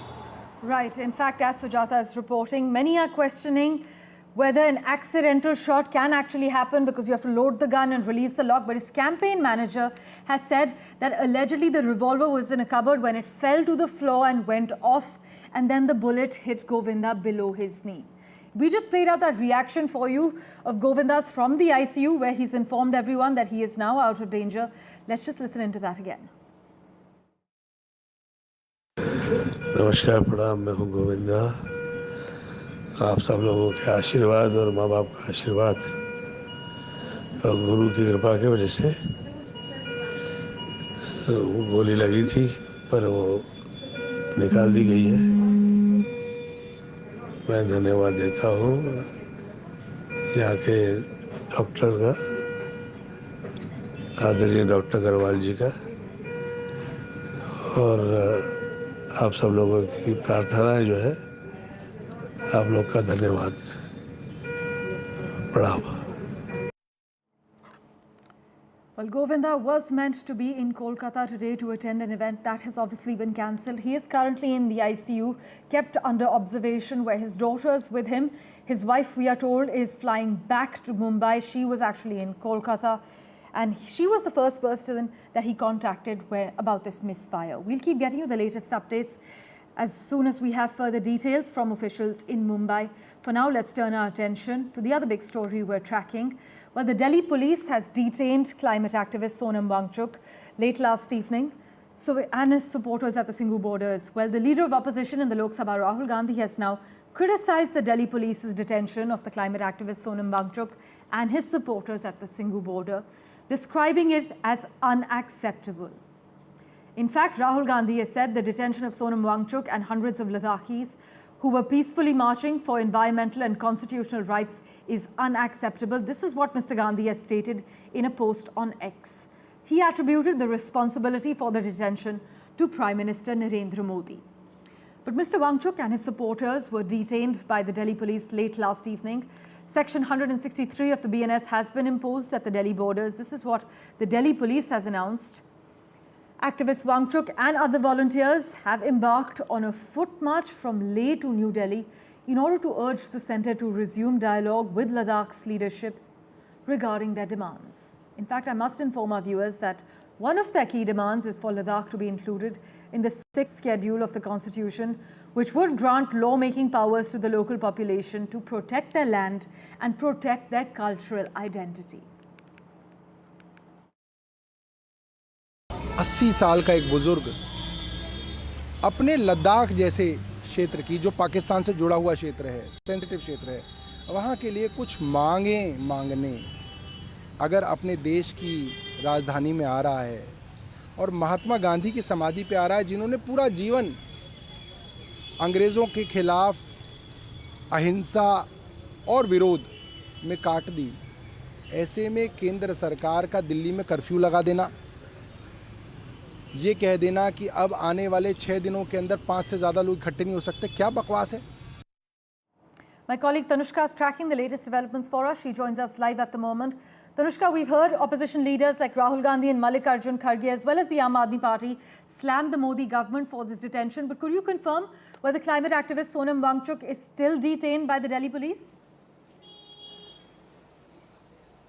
Parmeshwar, yes, Sonam Wangchuk, climate activist, is still very much detained by Delhi police. I'm currently outside Bhawana police station, wherein he is currently under detention by the police. Remember, they were all detained along with his 150 supporters from the Singhu border. And I'm joined with someone who is a supporter of Sonam Wangchuk and the movement, of course. And he just met with Sonam Wangchuk inside as well. Sir, आप हमें अपना नाम बताएं और बताएं कि सोनम जी अंदर जो है किस हालत में है, डिटेंशन में कब तक रहेंगे, आपकी क्या बातें हुई उनसे?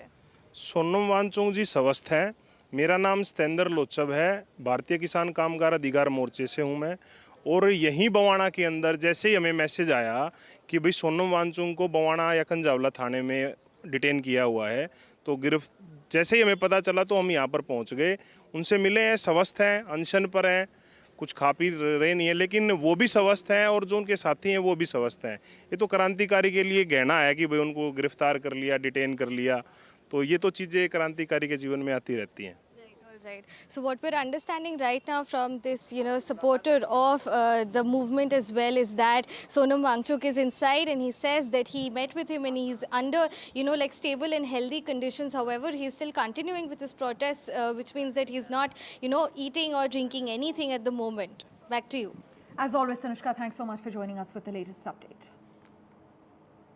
Let's switch tracks now. Vardhman Group Chairman SP Oswal was duped by cyber fraudsters into transferring 7 crore rupees to their bank accounts and was also taken into digital custody by the fraudsters who posed as CBI officials, he said, adding that they kept him under digital surveillance for 2 days via Skype as a suspect in a money laundering case. The fraudsters impersonated Chief Justice of India, Justice D.Y. Chandrachud, held a fake Supreme Court hearing via Skype and cited the money laundering investigation against Jet Airways founder Naresh Goyal. Lots to unwrap there. Mukesh reports.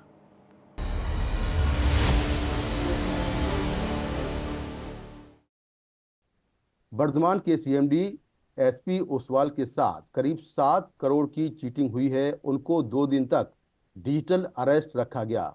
हमारे साथ बात करने के लिए खुद Oswal sir हैं, उनसे बात करते हैं। सर, कब आपको कॉल आया था और फिर कैसे क्या हुआ? ट्राई से कॉल आया तो उन्होंने कहा कि आपके फ़ोन डिस्कनेक्ट कर दिए जाएंगे 2 घंटे में, until you speak to press button 9। तो मैंने 9 बटन प्रेस कर दिया तो वहाँ से बोल रहे थे, वो कह रहे थे कि मैं सीबीआई कोलंबो ऑफिस से बोल और आप के पास एक मोबाइल फ़ोन नंबर है, तो नाउ वी आर इन्वेस्टिगेटिंग कि ये आपका हम डिस्कनेक्ट कर रहे हैं अभी ये नंबर, अगर आपका नहीं है तो किसी ने आपके नाम से ले लिया होगा बाय मिस रिप्रेजेंटिंग। तो खैर उसके बाद उन्होंने कहा कि आप एक अकाउंट चला रहे हैं कनारा बैंक में, आपके नाम पे अकाउंट चल रहा है, अभी है नहीं अकाउंट। मैं कहा मैंने मेरा कोई अकाउंट नहीं है, मेरे सारे अकाउंट लुधियाना में है। और उन्होंने कहा कि नहीं हो ये अकाउंट आपके नाम पे, तो उसमें कुछ फाइनेंशियल इरेगुलरिटीज हुई हैं तो नरेश गोयल के साथ केस के साथ संबंधित हैं।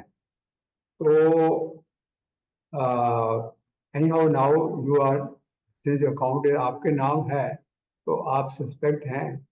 तो मैंने कहा कि मैं तो मेरा अकाउंट नहीं है, मैंने कुछ किया नहीं है और मैं नरेश गोयल जी को जानता नहीं हूँ। तो उन्होंने कहा कि आप उन्होंने आधार कार्ड से आपका नाम अकाउंट खुला हुआ है, तो आधार कार्ड उनके पास कैसे आ गया? तो मैंने कहा मैं जेट एयरवेज में ट्रैवल करता हुआ था, बहुत मैंने ट्रैवल किया हुआ है, तो हो सकता है कभी आधार कार्ड मैंने दिया होगा और आइडेंटिफिकेशन तो उनके कंपनी में होगा। तो कहते हाँ हम समझ सकते हैं कि उन्होंने शायद इसको मिसयूज किया या फिर किसी ने किया है, तो लेकिन फिर भी अभी हमें क्लियर तो आपको करना पड़ेगा। तो उसके लिए मैं investigation till that time you are a suspect and तो आप हमारी डिजिटल कस्टडी में हैं और हम आपको प्रोटेक्ट करने की कोशिश करेंगे कि इन्वेस्टिगेशन करके meanwhile you have to send full cooperation. तो मैं भी थोड़ा कॉन्फिडेंस हो गया कि ये मुझे प्रोटेक्ट करेंगे, सेव करेंगे, तो इन्वेस्टिगेशन क्लियर कर देंगे। तो फिर बात चलने शुरू हो गई। यानी हाउस में सीनियर आ गया मिस्टर राहुल गुप्ता, जो कि चीफ इन्वेस्टिगेशन ऑफिसर अपने आप को बताते थे। तो उन्होंने मुझे सर्वेलेंस के रूल भेज दिए कि सर्वेलेंस के 56 रूल्स हैं और फिर एक लेटर लिखवा दिया प्रायर इन्वेस्टिगेशन के, प्रायोरिटी ऑन इन्वेस्टिगेशन का। मैंने लेटर बना के दे दिया कि प्रायोरिटी इन्वेस्टिगेशन की जाए। तो फिर उन्होंने कहा कि 1 घंटा लगेगा, हम परमिशन ले लेते हैं सीनियर से, क्योंकि आपकी इन्वेस्टिगेशन प्रायोरिटी पे कर दें, क्योंकि आप बॉम्बे नहीं आ सकते। तो शुरू कर दी। तो उन्होंने कहा सर आपकी फिर हम स्टेटमेंट लेंगे, तो मेरी स्टेटमेंट लेनी शुरू कर दी शाम को उन्होंने। तो स्टेटमेंट पहले मेरा चाइल्डहुड कहाँ पढ़ा, मैं क्या किया, बिजनेस में आया, तो फिर मेरी प्रॉपर्टी के डिटेल, क्या हमें ये आपकी प्रॉपर्टी की डिटेल चाहिए, आपके पास क्या क्या है। मैंने कहा मुझे ऑफहैंड तो याद नहीं है, लेकिन मैं आपको बता दूंगा, मैं अपने फाइनेंस और मैनेजर से बात करूंगा। मैंने कहा आप इस दौरान जब इस दौरान बातचीत कर रहे थे तो जो लोग वहां से बात कर रहे थे उनका बैकग्राउंड क्या दिखाई दे रहा था? क्या उन्होंने पुलिस की वर्दी पहन रखी थी?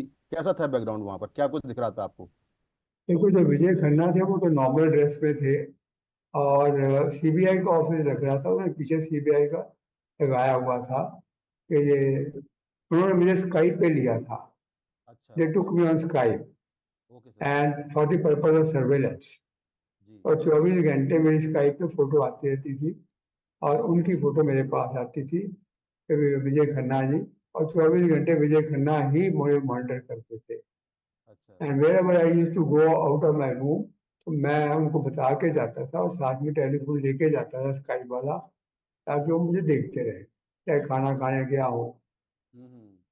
तो क्या उन्होंने आपको किसी से बात करने से मना किया था, मैसेज करने से मना किया था? उन्होंने कहा था कि आप इस बारे में किसी से बात नहीं कर सकते, क्योंकि ये अंडर नेशनल सीक्रेट एक्ट है, और इस एक्ट में अगर, और उन्होंने भेजा कि आपको 3 से 5 साल की सजा हो जाएगी तो उससे आप बात करोगे, और आपको भी, तो ये आपने शेयर नहीं करना किसी से।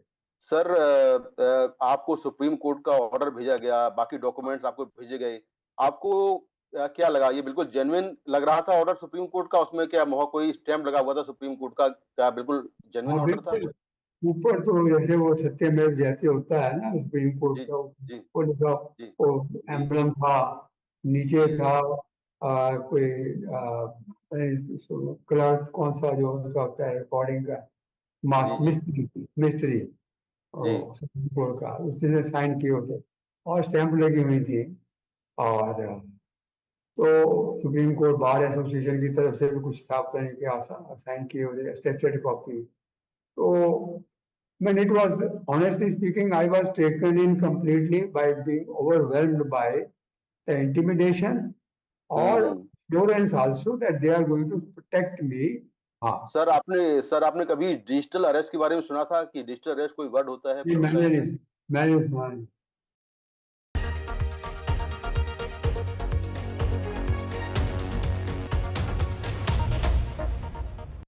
Well, a big focus, it was another sleepless night for Beirut. The Israeli military has just announced that its troops have begun crossing into southern Lebanon, saying that they would destroy Hezbollah military infrastructure and villages that are close to the Israel-Lebanon border.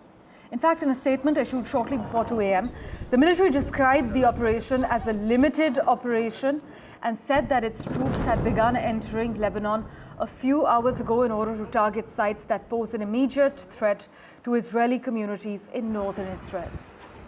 This invasion followed intense Israeli strikes across Lebanon over the past 2 weeks that have killed hundreds of people, including 95 just on Monday. Israel is trying to force a conclusion to a year-long war with Hezbollah that started in parallel with Israel's war with Hamas in Gaza, set off by the October 7 attacks on southern Israel. But in Lebanon, I must inform you, officials say more than 1,000 people have been killed. This is just in the last 2 weeks, while up to 1 million may now be displaced. When Iran is finally free, and that moment will come a lot sooner than people think, everything will be different. Our two ancient peoples, the Jewish people and the Persian people, will finally be at peace. Our two countries, Israel and Iran, will be at peace. The people of Iran should know Israel stands with you. May we together know a future of prosperity and peace. But what is unclear is how intense the combat may now be between Israeli forces and Hezbollah fighters. In fact, Hezbollah fighters are well armed and battle-hardened, even if their leadership has been decimated in the last 2 weeks. But for the Lebanese people, meanwhile, their fear is that the country as a whole could be engulfed in their bitter conflict.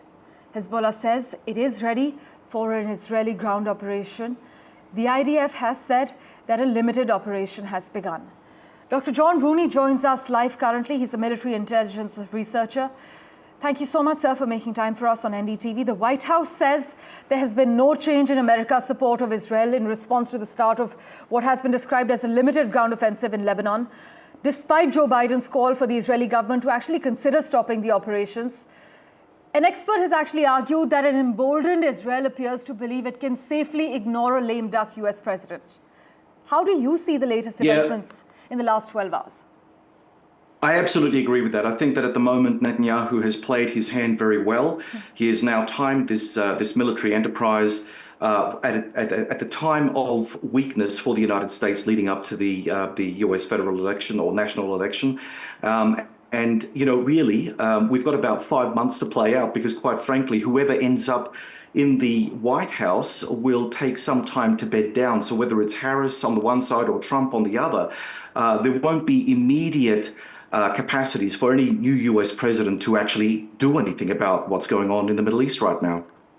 But nearly a year after he was blamed for Israel's massive security and intelligence failures surrounding Hamas's October 7th attack, some analysts are arguing, sir, that Prime Minister Netanyahu is actually winning. In fact, citing the latest polls show that if elections were held today, his right-wing party would finish first. That's absolutely true. And look, I think that we in the international community, those of us who are outside of the Middle East, have to look at this with a bit of caution. All limited wars end up suffering from the horrendous side effect of mission creep. So at the moment, while Netanyahu may be riding high because of all the so-called victories that he's managed to score over the last week or two, the fact remains that a technologically sophisticated side always enters a war with the idea of being in control of everything, in being able to go in and come out at its choosing. I think that in this situation, the Hezbollah main force has not been dealt with. And don't forget, Hezbollah has a decentralized command structure. So you can take out the leadership, but there is always someone standing in their stead, ready and willing to replace that leader. Crucial point highlighted there, sir. So Israel going ahead with this ground incursion, despite urgent calls from its main ally, the United States, not to do so. Does this clearly indicate that the Israeli Prime Minister Benjamin Netanyahu clearly believes the momentum is with Israel? Yes, I believe that that's the case. I also believe that Netanyahu probably doesn't think too much of international opinion right now. He's riding high at the moment. Things are going Israel's way. But remember, they will go Israel's way until they don't. And in Lebanon, Israel has had a very checkered history. This will be the 4th time that Israel has gone into Lebanon. The previous 3 times, Israel did not achieve the kind of decisive victories that it sought to achieve. And I think that at each time they went in with the idea of being able to be in control of everything, that they'll go in and come out and have low casualties and everything will be fine. But it was never the case. And I suspect that this will be a case of history repeating itself. Well, thank you so much, sir, for joining us with your perspective on the world 24/7. Really appreciate you joining us and taking out time for us. Well, Israeli troops moving forward into Lebanon is being viewed, meanwhile, with concern and caution in Washington. The White House says there has been no change in America's support of Israel in response to the start of what has been described as a limited ground offensive in Lebanon, despite the US president calling for the Israeli government to stop its operations and his suggestion that a ceasefire deal be implemented now. Asked whether he was aware of or comfortable with the Israeli plans, Joe Biden has clearly told reporters, "I'm more aware than you might know, and I'm comfortable with them stopping." He in fact added, "We should have a ceasefire now," but last week the American and French governments announced that a deal had been reached for a 21-day ceasefire along the Israeli-Lebanese border. Just the fact that Israel may be now launching a limited operation into Lebanon, are you aware of that? Are you comfortable with their plans? I'm more aware than you might know, and I'm comfortable with them stopping. We should have a ceasefire now. Thank you. Meanwhile, Prime Minister Modi has spoken to the Israeli Prime Minister and called for avoiding regional escalation of the West Asian conflict. During the phone call that came days after Israel killed Hezbollah chief Hassan Nasrallah in Beirut, Prime Minister Modi has extended support for Israel's fight against terrorism. In fact, our Prime Minister has said he's spoken to Prime Minister Netanyahu about recent developments in West Asia. Terrorism has no place in our world, he added. It is crucial to prevent regional escalation and ensure the safe release of all hostages. India is committed to supporting efforts for an early restoration of peace and stability. My colleague Vishal Vivek has been tracking the latest developments for us. He joins us live at the moment. Vishal, as we have been discussing with our colleague Ghazali as well, Prime Minister Modi had even met Palestinian President Mahmoud Abbas on the sidelines of the UNGA, appealing for peace and supporting a two-state solution.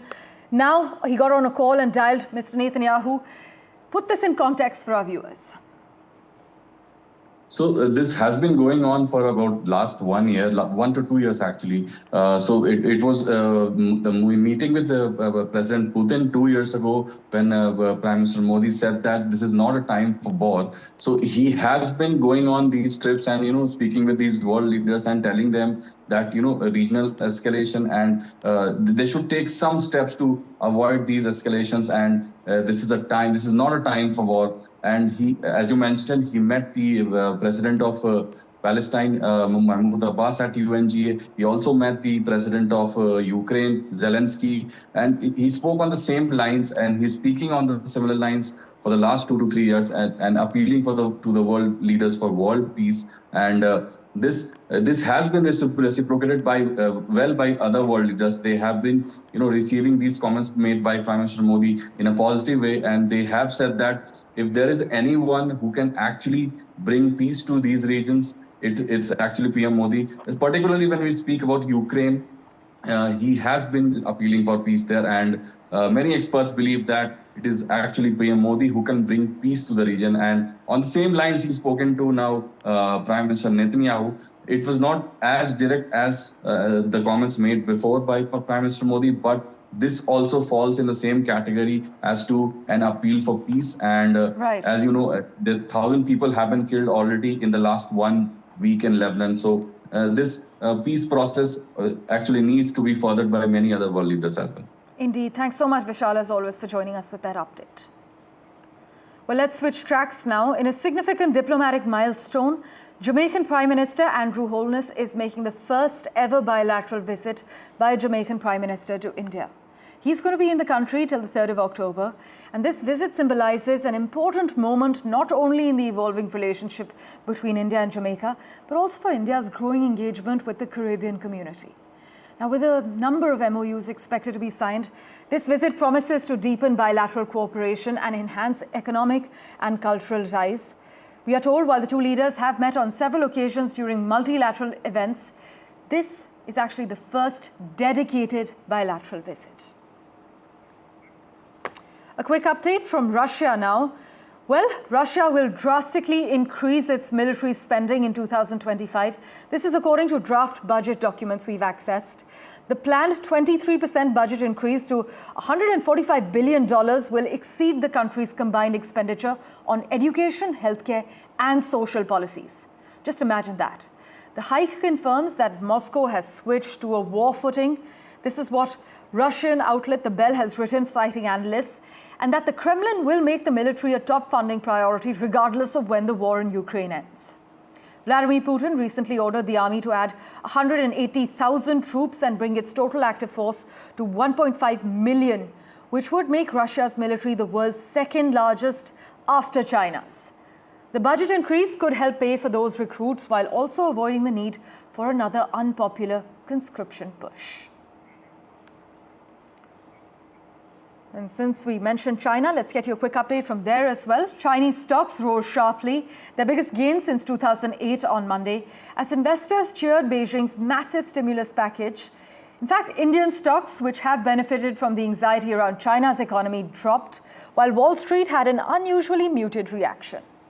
US traders' lack of excitement underscored Beijing's limited role as an engine for America's economy, and the sense among analysts that deeper fiscal stimulus is needed to sustain a larger turnaround, analysts noted.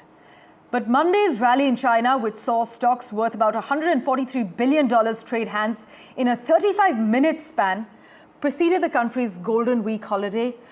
Now, while local governments will begin distributing vouchers to boost spending, tourism during the typically busy travel period is still expected to be sluggish this year. Well, news and updates continue in a moment right here on NDTV 24/7. Don't go anywhere.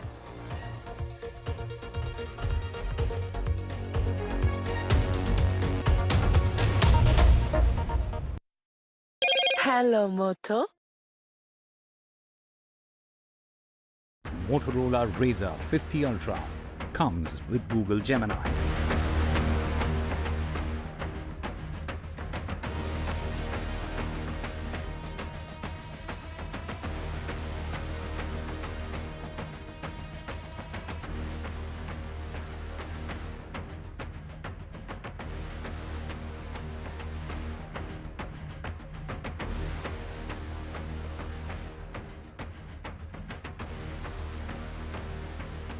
Loan मिलेगा या नहीं ये आपके credit score पे depend करता है। तो आज ही अपना क्रेडिट स्कोर चेक करें फ्री में पैसाबाजार.com पर।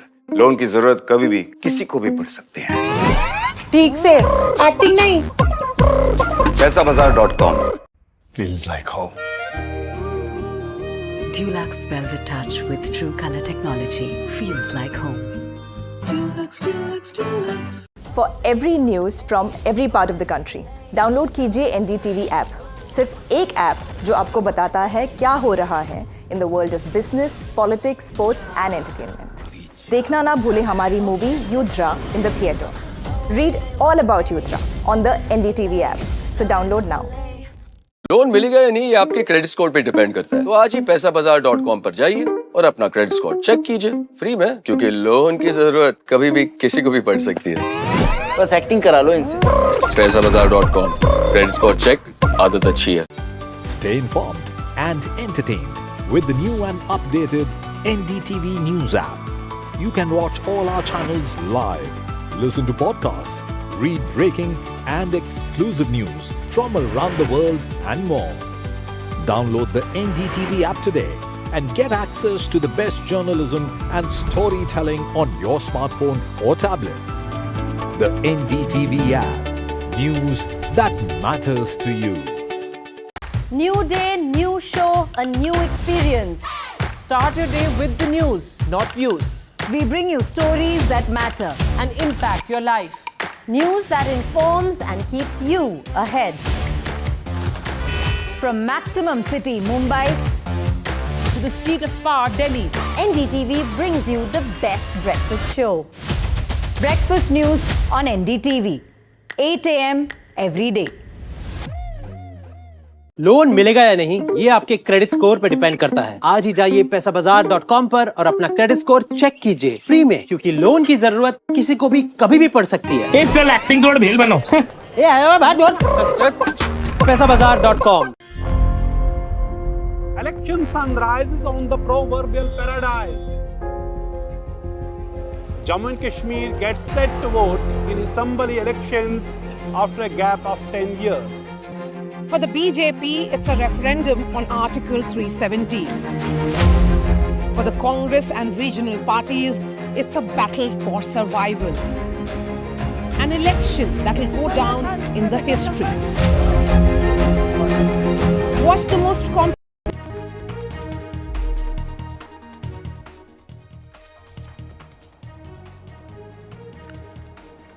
Actor Govinda has been shot by his own revolver. Actor Govinda is in the hospital, but according to the authorities in the hospital, he's said to be out of danger. He accidentally got shot in the leg by his own revolver this morning at about 4:45. The gun misfired as it fell to the floor and fired on its own. Agitating junior doctors in West Bengal resume their indefinite total cease work to press the state government on various demands, including ensuring their safety and security. This comes just a day after West Bengal government sought more time from the Supreme Court to improve the security mechanism at medical colleges in the state.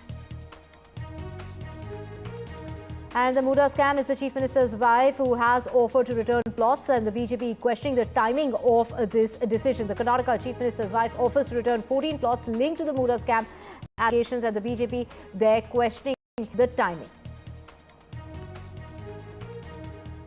Voting is underway in Jammu and Kashmir for the third and last phase of assemblies to pick representatives for 40 seats of its 90 constituencies. 24 come under the Jammu division of the 40 constituencies, and the rest are in Kashmir, the 4 on North Kashmir.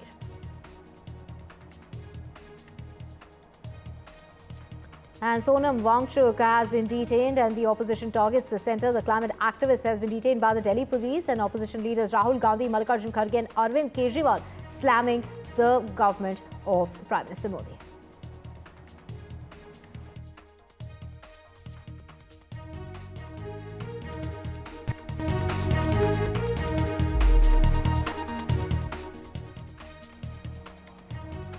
Very good morning. You're watching NDTV 24/7. I'm Divya Varta. Let's get you our top story, where junior doctors in West Bengal are demanding better security at state hospitals after the rape and murder of the colleague at the medical college in Kolkata. They've resumed their total cease work from 10 o'clock this morning. Let's listen in to their demands.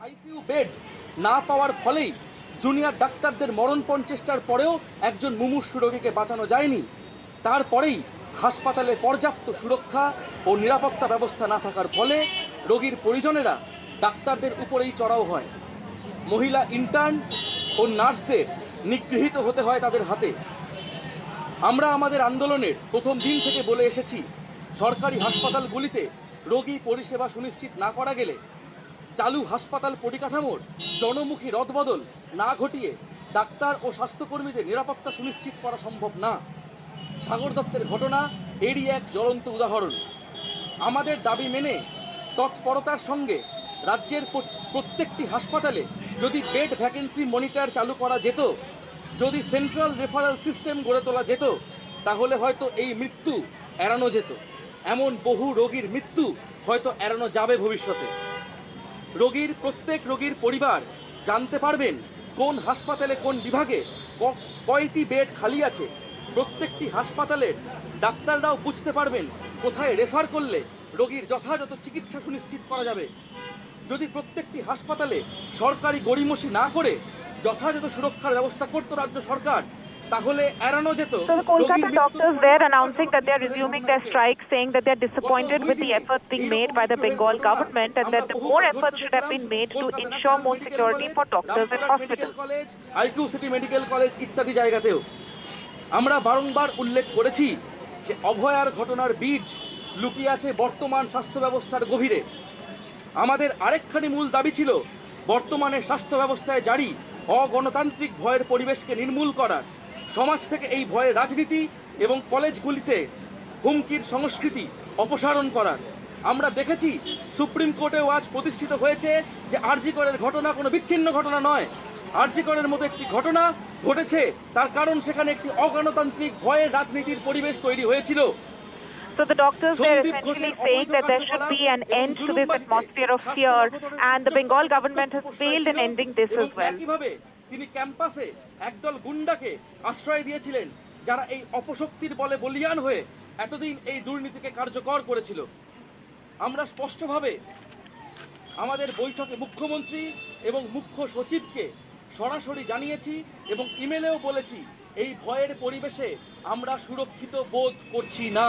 So Kolkata doctors, they're essentially saying that they still feel unsafe in hospitals and that the same problems that they had highlighted earlier still remain in hospital premises. এই স্বঘোষিত নেতা নেত্রীদের জুলুমবাজি চলতেই থাকবে। একে প্রতিরোধ করবার জন্য সকল স্তরে গণতান্ত্রিক নির্বাচনের মাধ্যমে ছাত্রছাত্রী ও জুনিয়র ডাক্তারদের প্রতিনিধি সুনিশ্চিত করতে হবে।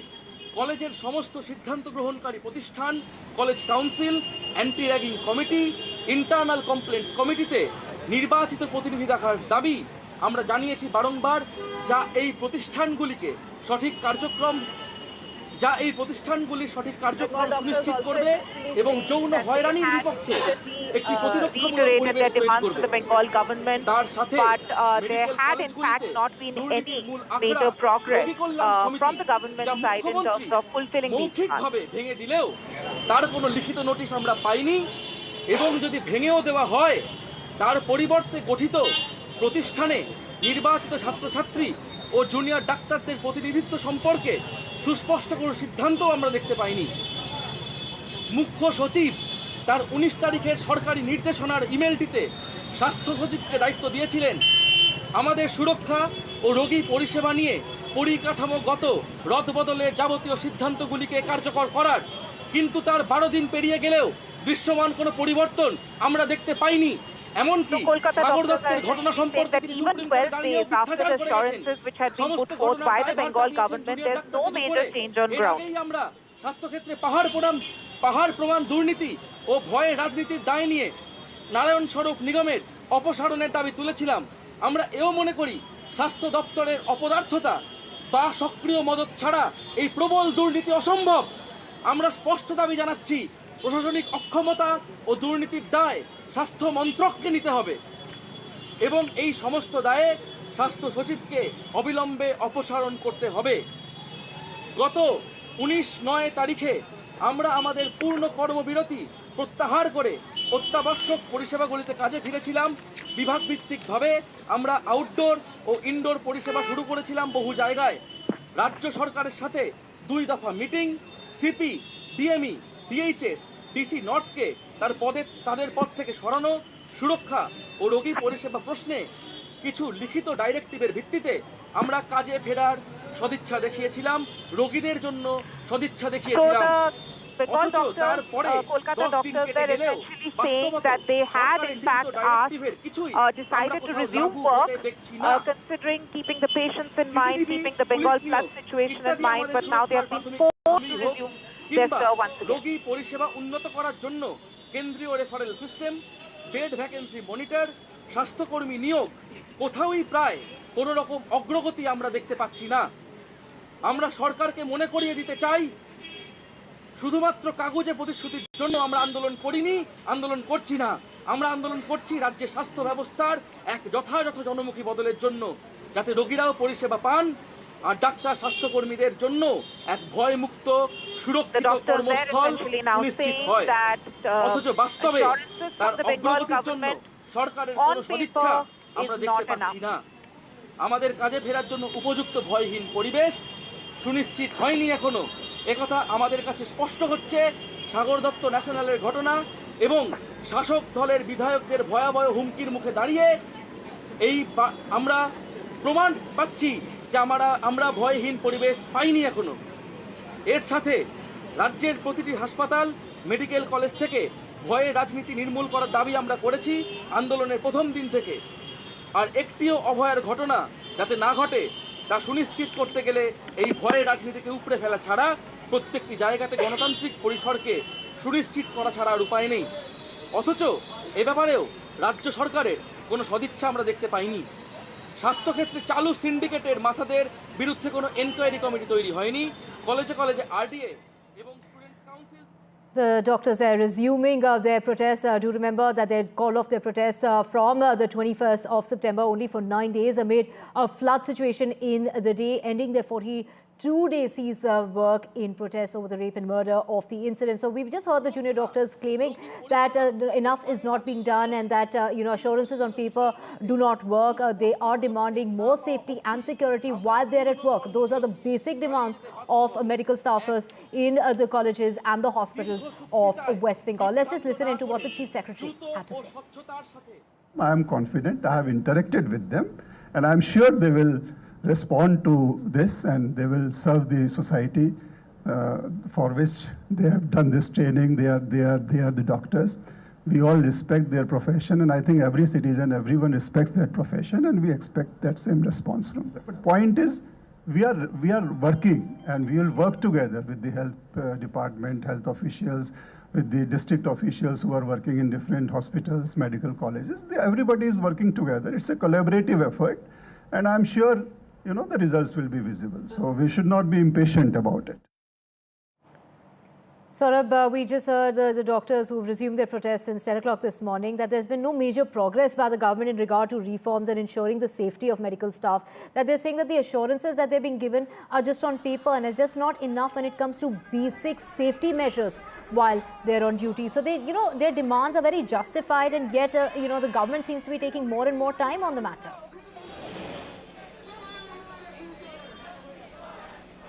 Well, the government's position is clear, the doctors' positions are clear, and there is, of course, some gap between these two positions. One is that, of course, the doctors are saying that these measures need to be put in place immediately, and that is why, but now they've, of course, made several other demands, which is this bed, monitor, etc., and then elections to student bodies. All of those demands have just come in that 10-point demand that they made, which is just now. But earlier their demands were about creating a safety and secure workspace in medical colleges and hospitals. How was that to be done? More CCTV cameras, restrooms, proper washrooms, resting areas, police deployment. And that is something now, of course, the state government has said, it's work in motion, set in motion, but it will take some time to complete. For example, when it comes to CCTVs, they say 26% of installation of CCTVs is done, the rest is underway. Toilets, washrooms, restrooms, these need construction, and construction work is underway. When it comes to putting more police on duty, 12,000 more policemen, 12,000 recruitments are also being done. But these are all work in progress, and the state government has informed the Supreme Court that it will take till 15th of October. This was in response to a question from the Chief Justice as to why the progress on this was tardy. And the state government said that the administration is also dealing with the flood situation in the state. Large parts of South Bengal was underwater, inundated. There is a flood situation in certain parts of North Bengal. There's water, flood situation in parts of Bihar, and that could also impact Bengal, certain districts of North Bengal. So the state government is also engaged in tackling this massive flood situation in the state, and therefore these are work in progress which will be completed by 15th of October. Now, the doctors say that because this, of course, they don't feel secure, they're going back to their protest. But they've also come up with a new list of demands, like I said, a bed monitor, and several other demands, elections to student councils, etc. And those are demands that, of course, will have to be looked at as to how the state government will, manage that, how will they look at that. But obviously, the doctors have made a 10-point demand. And, of course, these demands will have to be at some point, looked at. But, how the state government will go about it, how much time it will take, and for how long these doctors will be on strike is anybody's guess now.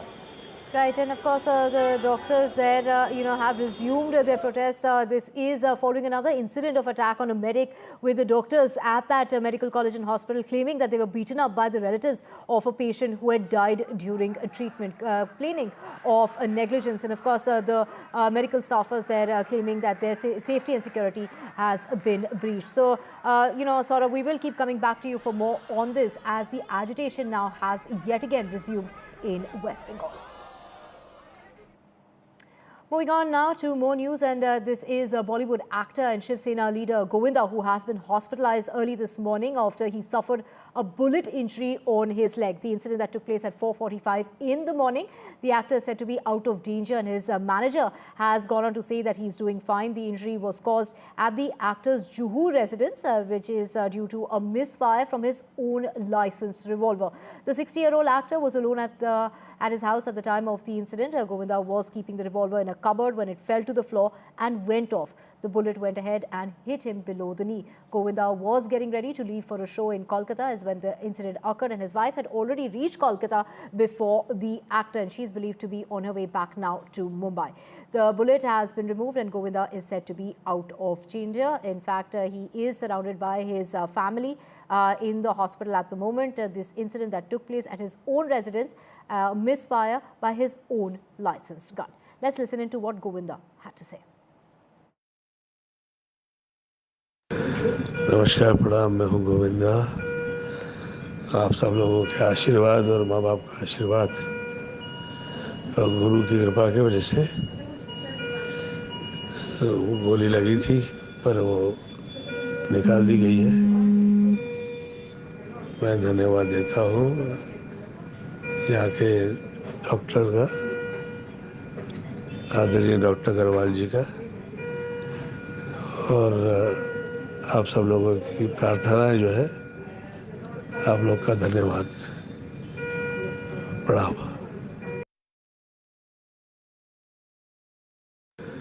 नमस्कार, प्रणाम। मैं हूं गोविंदा। आप सब लोगों के आशीर्वाद और माँ बाप का आशीर्वाद और गुरु की कृपा की वजह से गोली लगी थी, पर वो निकाल दी गई है। मैं धन्यवाद देता हूँ यहाँ के डॉक्टर का, आदरणीय डॉक्टर अग्रवाल जी का, और आप सब लोगों की प्रार्थनाएं जो है, आप लोग का धन्यवाद। प्रणाम। And we have my colleague Radhika joining us, as well as Sujata joining us right from outside the hospital where the actor has been admitted. Radhika, to you first. Such incidents have occurred while cleaning a gun, etc. A safety weapon can end up costing one's life. This incident with Govinda could have gone any which way. Fortunately, the actor has been saved. Absolutely. Very unfortunate incident that happened early this morning. Actor Govinda shooting himself accidentally when he was about to leave his residence towards the airport. In fact, he was to go to Kolkata. He was getting ready. He was taking some stuff from the cupboard when the gun, in fact, the revolver that was inside the cupboard fell, and then it just sort of misfired at that point. In fact, a bullet injuring his knee. Under his knee is where he was injured. Immediately, he called his manager as well as his wife. In fact, he was alone at the time. However, he could call his family members, and then, of course, police rushed to the spot. He was rushed to the hospital. He is in critical care hospital in Juhu, from where he sent that audio message saying that he is fine and the bullet has been taken off. It has been removed, and with God's grace, nothing serious, in fact, happened. Certainly unfortunate incident that happened. Of course, Govinda, a very popular actor, and also the fact that he also joined politics, Shiv Sena. He made a comeback to politics just recently after almost 14 years of Vanvas. He joined Shiv Sena recently, but he did not contest Lok Sabha elections. There is a possibility that he may contest assembly elections, not entirely certain, but as far as this entire incident is concerned, police is conducting an inquiry. They've also confiscated the firearm, which is a licensed firearm, is what we are being told. His wife is on his way from Kolkata. She was in Kolkata. His daughter is with him in the hospital. But all in all, his condition is out of danger. Well, Radhika, this incident that took place at 4:45 in the morning is because the actor was said to be taking a very early morning flight to Kolkata for a show. That's right. He was supposed to move to Kolkata. He was supposed to take an early morning flight to Kolkata where his wife was. He was getting ready for that. In fact, his manager was also supposed to join him in that particular flight. He was getting ready when this revolver, while he was rummaging through the cupboard, fell off, and in fact, it misfired. This is what happened. Thankfully, though, it did not, the bullet injuries were under his knee and it not cause any serious injuries on any other part of his body. So that is something that he is, he was been saying in the audio message as well, that he was fortunate that nothing serious happened. He was immediately rushed to the hospital, the bullet taken off of his leg, and after which, of course, he is taking rest in the hospital. The doctors there saying that his condition is out of danger. It was a misfire that took place. Of course, police is at the hospital inquiring with the actor. They were also at the spot to understand the circumstances leading to this particular incident. It was a licensed revolver, something we're being told. Very unfortunate incident that happened with actor Govinda. He's sending out that audio message. A lot of wishes are pouring for him as well. Right, of course, a very unfortunate incident, and of course, Radhika, this does bring to mind another incident which took place in Hollywood with actor Alec Baldwin, when that prop gun that went off during a rehearsal of a film called Rust. That's right. This does remind us of multiple incidents of mishaps that happened with gun. Misfiring is something that we've seen in the past as well. Even among cops, among multiple cops, this has happened where, in between the duty or when they are at home, perhaps cleaning the gun, or when it fell off, the lock, in fact, goes off. That's what happened. Here we are being told that this particular revolver wasn't locked properly, which is why it went off. So these incidents have happened in the past as well, with not just celebrities or common men, but a lot with police officials, with cops who obviously have these guns at during their entire course of the day. So yes, incidents of this nature, once again, focuses on the use and misuse of gun as well. But this is a licensed revolver that Govinda was using, and it happened when he was, taking off stuff from the cupboard, and it fell off, and then he was, and it misfired as a result of it not being locked properly. Of course, investigations are underway to understand the circumstances leading to this unfortunate incident. Right. As of now, no case has been registered because this is an accidental, right, hold that thought, Radhika. Occurrence. Right, many lessons to be learned for other people who perhaps are gun owners or gun handlers, lessons to be learned as far as the safety and security of the weapon is concerned. Let's just also go across to Sujata, who's joining us from right outside the hospital where the actor has been admitted. Sujata, take us to the kind of procedure that the actor had to go through early this morning after he was brought into this hospital in the wee hours of the morning.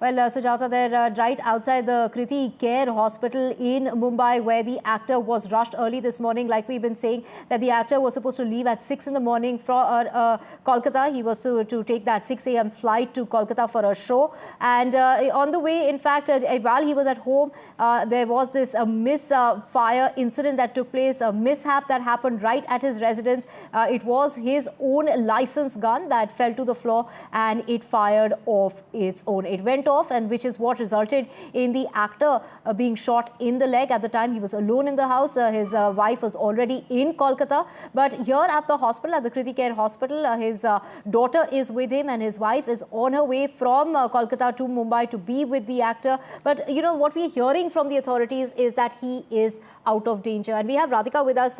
Radhika, when we talk about, going forward in terms of the lessons that can be learned, because this does highlight and bring to light the mishaps that can happen when a weapon of safety can actually cause oneself a lot of harm. Certainly, this does bring to light, the safety measures that one must follow when using a firearm. In this case, we believe that it was not locked. Was it a malfunctioned gun or a revolver that he was perhaps using? Were there any issues as far as the firearm is concerned, or or was there a problem with the usage in itself? The fact that it fell off and it misfired is a cause of worry, is a cause of concern. So, what exactly led to it? Was there any sort of malfunction associated with the firearm, which is why the police at this point have confiscated this gun to understand, the condition of this firearm. So yes, investigations will happen in order to understand what led to it and whether there were any problems with the gun itself and with the handling of the gun itself. So yes. Let's get an update on the actor from Kriti Care, where Sujata is right outside. Sujata, take us through the kind of treatment that the actor has received early this morning when he was rushed in to Kriti Care with that gunshot wound. Well, yes, and we see that after actor Govinda was rushed to the hospital at around 5:30 in the morning, when he informed his manager that he had accidentally shot himself with his own licensed gun, after which now that he was brought here, he was admitted in the ICU, the bullet was taken off, and at present he is kept in the ICU and it will be an observation for 24 hours, after which he'll be able, either he'll be shifted to a ward or being sent back home. But at present here in the hospital, if we see, it is his daughter who's already present. His wife, who was in Kolkata until morning, has now caught a flight and can reach her anytime. And also we see that several political leaders from Shiv Sena as well as Bollywood actors have begun to gather, and however within some time from now we are expecting the Chief Minister himself to come and visit the actor here. And we see that Shiv Sena leader Deepak Sawant too visited the actor, and he did say that he is in a better condition for now. He's speaking and he's also speaking nicely to his people, and also he's assuring them of relief. So at present a team of doctors is also working on to understand that where did the bullet exactly hit on his left leg below the knee, and whether it needs a further surgery or not for it to get repaired is what the reports are being carried out. But at present here we see that not only his well-wishers as well as his family members are here, but also a team of Mumbai police have reached here to inquire about the series of incidents that have happened, because like the manager of the actor spoke, and he said that it was a misfiring that happened where the gun was unlocked, and because he took that up and he went to keep it in the cupboard, that is when it misfired. and eventually led below his knee. So that is why the Mumbai police is here to inquire about the gun, and at present the licensed gunfire has been seized, and also encounter specialist Daya Nayak has also reached the spot here to speak to the actor and also to know that why was it that he was carrying the gun, and because even though because it was his own licensed gunfire alarm, but why was it that it eventually led to it being unlocked and then being shot at his leg. And also the Mumbai police is trying to investigate and question the other staffers and bouncers of the actor, and at the same time we see that several family members of the actor have also begun to call the actor's manager as well as his daughter who's present with him inside the hospital and speak to them about his condition to find out that whether he's in a stable condition or not. But an audio clip that is being released by the actor clearly states that where he's thanking his fans for all the wishes and also thanking his guru and also to the doctors who saved his life because he was brought here on time. The incident that happened around 5:30 in the morning, and after which he was brought here at the critical hospital, which is at a distance of 1 kilometer from his residence, the Golden Beach in Juhu.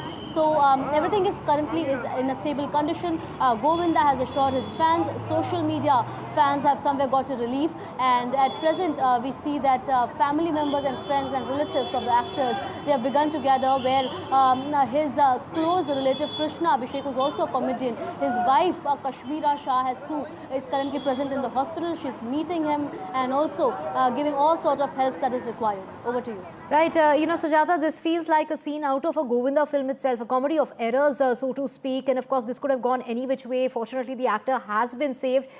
So from what we're hearing is that it's his daughter Tina who's inside the hospital with him while his wife is on her way from Kolkata. Well, yes, and like you rightly mentioned that it was a bullet, and because it was a misfiring incident that is being claimed as so this could have been actually, gone in any direction and hit him anywhere in his upper body as well. But it was, somewhere the blessings on him and also the presence of mind, we could say that he tried keeping it in the cupboard while it fell down, and eventually it misfired, and while turning up in an upward direction, it hit him on his knee.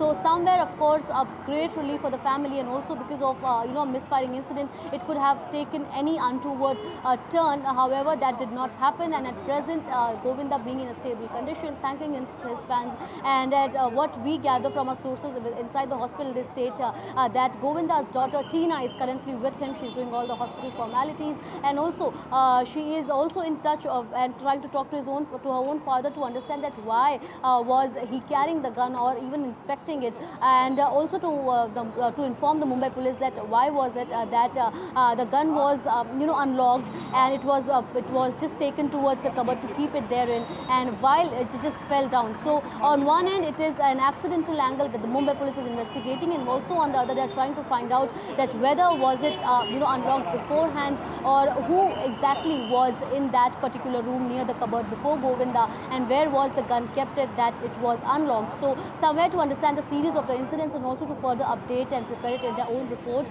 and also to find out an authoritative statement from the family, which will lead to the Mumbai police investigating and filing a report of their own, because it was a licensed gun.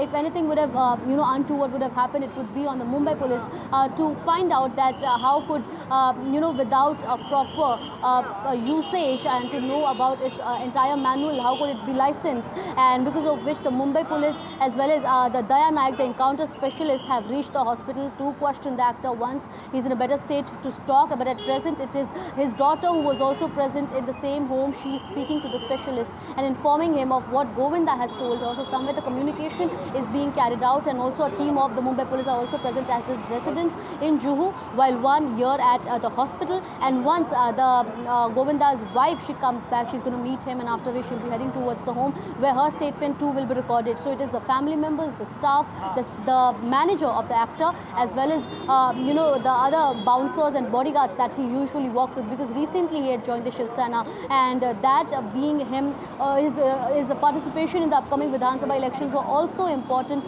with Shiv Sena's point of view. So somewhere his involvement, and also at the same time this incident happening, it becomes extremely important for the Mumbai police to investigate all the angles and then come to a conclusion whether it was an accident or a conspiracy, like all the angles say so. Over to you. Right, it seems to be an accident that's taken place at the residence of the actor with his own licensed gun, which fell to the floor and went off. Of course, why was he checking his gun that early in the morning before taking off to that show in Kolkata is the big question. Sujata, we will keep coming back to you for more on that. Thank you for all the details. Now, let's just also switch tracks and get you the very latest from Karnataka, where the Chief Minister Siddaramaia's wife, Parvati, has written to the Mysuru Urban Development Authority offering to return the plots of land that are at the heart of the corruption cases against her family. In a statement, she's gone on to say that she was obeying the call of her conscience. And along with returning these plots, I also demand a comprehensive investigation into all allegations related to the scam. And of course, it is the Enforcement Directorate that has filed a money laundering case against the Chief Minister. And on the heels of that movement is when Parvati has offered to return the 14 plots allotted to her in the Vijayanagar Phase 3 and 4 in lieu of a compensation for the use of 3.16 acre of land. And of course, the BJP there questioning the timing of this. See, I don't know. I don't know the intricacies or the decisions of ED to register a PMLA case. As far as I know, there was no financial transactions. There is no benefit out of those transactions, either by CM or CM's wife. In both the cases, I don't see any financial transactions. So why or how the ED has entered, I don't know. They have to justify later on.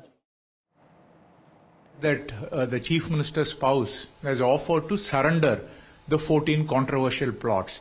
This raises very, very serious doubts and questions, because only a few days before, Mr. Siddaramaiah claimed that he was wronged and he needed 62 crore compensation for returning these plots. And today, you have the Chief Minister's wife saying she'll unconditionally return these plots. So something is definitely not adding up here, and it raises more questions than answer questions. So rather than writing letters to surrender and return plots, it's time the Chief Minister submits his resignation letter at once. And Pratibha joining us. Of course, Pratibha, the heat as far as the MUDA scam is concerned seems to be, getting only stronger in terms of the resignation demand of the Chief Minister. And of course, questions being raised as to why is she offering to return those 14 plots if the Chief Minister hasn't done anything wrong.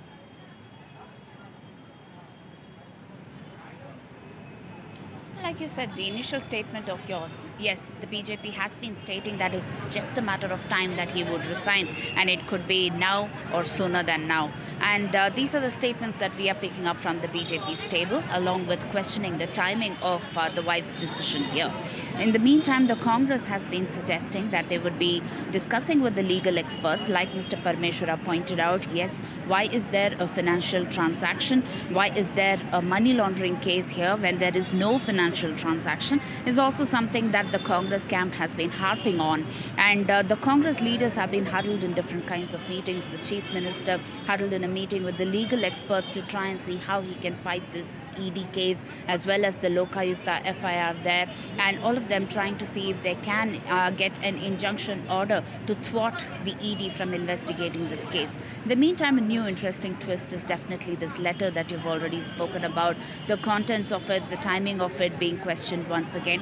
But then the justification provided by Siddaramaiah's wife is that as soon as the MUDA allegations surfaced, she wanted to return those 14 plots. But many of the well-wishers said that they would be trying to fight this politically and legally, mainly because this has stemmed from political conspiracy and that one needs to definitely fight it.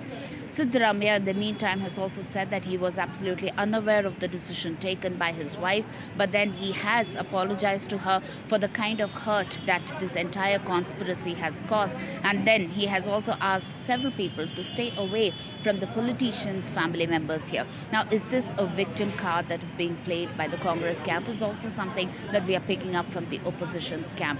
Yes, a definite definite political flashpoint with this. We'll have to wait to see what kind of action would be taken by the investigating agencies, especially after this new twist. Right, Pratibha, all eyes are on the next move of the Chief Minister. Will he be offering his resignation next is the big question. We will keep tracking all the developments. For now, we're slipping into a very short break.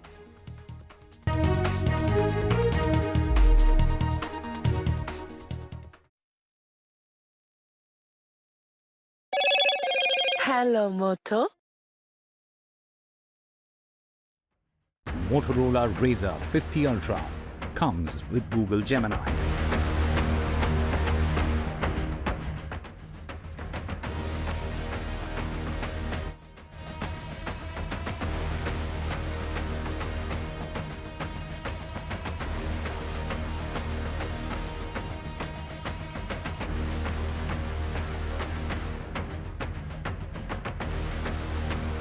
Loan मिलेगा या नहीं ये आपके credit score पे depend करता है। तो आज ही अपना क्रेडिट स्कोर चेक करें फ्री में पैसाबाजार.com पर। लोन की जरूरत कभी भी किसी को भी पड़ सकती है। ठीक से एक्टिंग नहीं।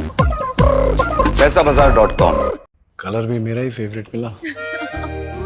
Dulux Velvet Touch with True Color Technology feels like home.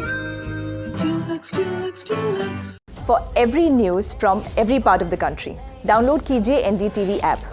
सिर्फ एक ऐप जो आपको बताता है क्या हो रहा है in the world of business, politics, sports and entertainment. देखना ना भूले हमारी movie Yudhra in the theatre. Read all about Yudhra on the NDTV app. So download now.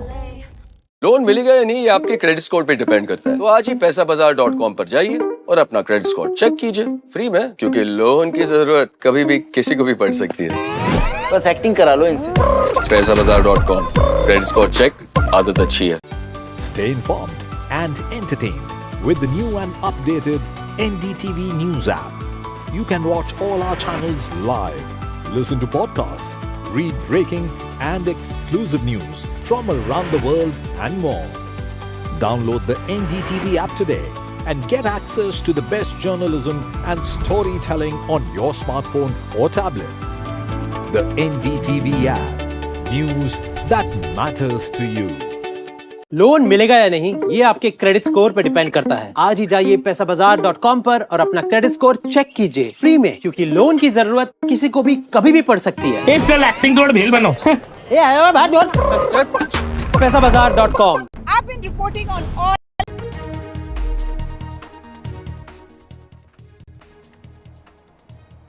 Welcome back. Let's get you the very latest. And the Delhi police have detained climate activist Sonam Wangchuk and his supporters at the Singhu border.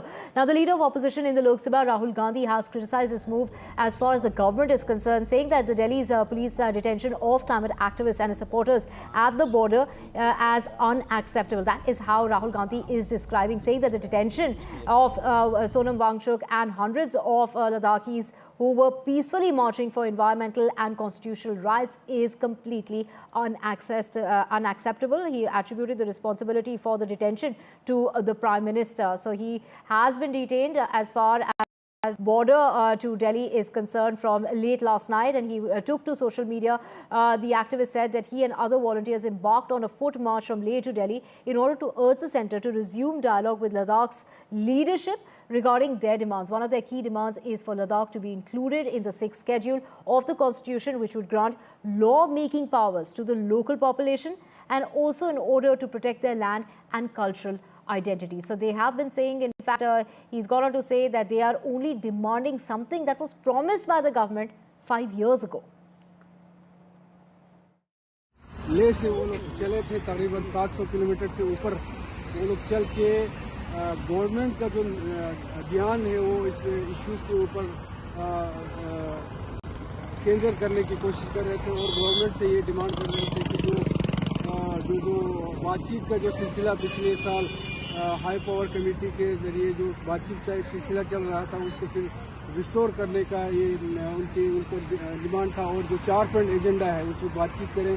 लेकिन बदकिस्मती की बात यह है कि जब ये लोग सिंघू बॉर्डर पर पहुंचे इनको अलग अलग ग्रुप में तकसीम करके इनको डिटेंशन किया गया। कल रात तकरीबन 3-4 बजे तक हम लोग जो है अलग अलग थानों में उनको ढूंढ रहे थे और उनसे मिल के उनका हालचाल हम लोग पूछ रहे थे। उनको यहाँ पे आगे जाने नहीं दिया, डिटेंशन किया गया और अभी तक गवर्नमेंट की तरफ से कोई रिस्पॉन्स नहीं है। 80 साल का एक बुजुर्ग अपने लद्दाख जैसे क्षेत्र की, जो पाकिस्तान से जुड़ा हुआ क्षेत्र है, सेंसिटिव क्षेत्र है, वहाँ के लिए कुछ मांगने अगर अपने देश की राजधानी में आ रहा है और महात्मा गांधी की समाधि पे आ रहा है, जिन्होंने पूरा जीवन अंग्रेज़ों के खिलाफ अहिंसा और विरोध में काट दी, ऐसे में केंद्र सरकार का दिल्ली में कर्फ्यू लगा देना, ये कह देना कि अब आने वाले 6 दिनों के अंदर 5 से ज़्यादा लोग इकट्ठे नहीं हो सकते, क्या बकवास है। Right, we have in fact my colleague Tanushka joining us to get us more on this. Tanushka, Rahul Gandhi there and Arvind Kejriwal reacting, and also pinning this on the Prime Minister. We did hear Sonam Wangchuk say that he, the people walking with him, there are at least 75 more people walking with him, and many of them are elderly men and women way into their 80s. Right, exactly, Divya. I am currently outside Narela police station, wherein what we're understanding from the officials here is that the member of parliament in the Lok Sabha, Mohammad Hanifa, has also been now detained by the police here exactly at Narela police station. They're also not allowing, anyone to go inside or visit at this point among all the other supporters who have also been detained. But this is the latest, that the member of parliament, Mohammad Hanifa, has also been detained allegedly, and Sonam Wangchuk is detained at the Bhavana police station. What we also know, of course, is that political reactions are coming in with respect to the detaining of this climate activist along with his 150 supporters. And like you also rightly mentioned, there were a lot of elderly people as well in this, amongst the supporters, people who, women and men in their 80s as well, a dozen of army veterans as well. So a lot of people have been detained, and what we also know is that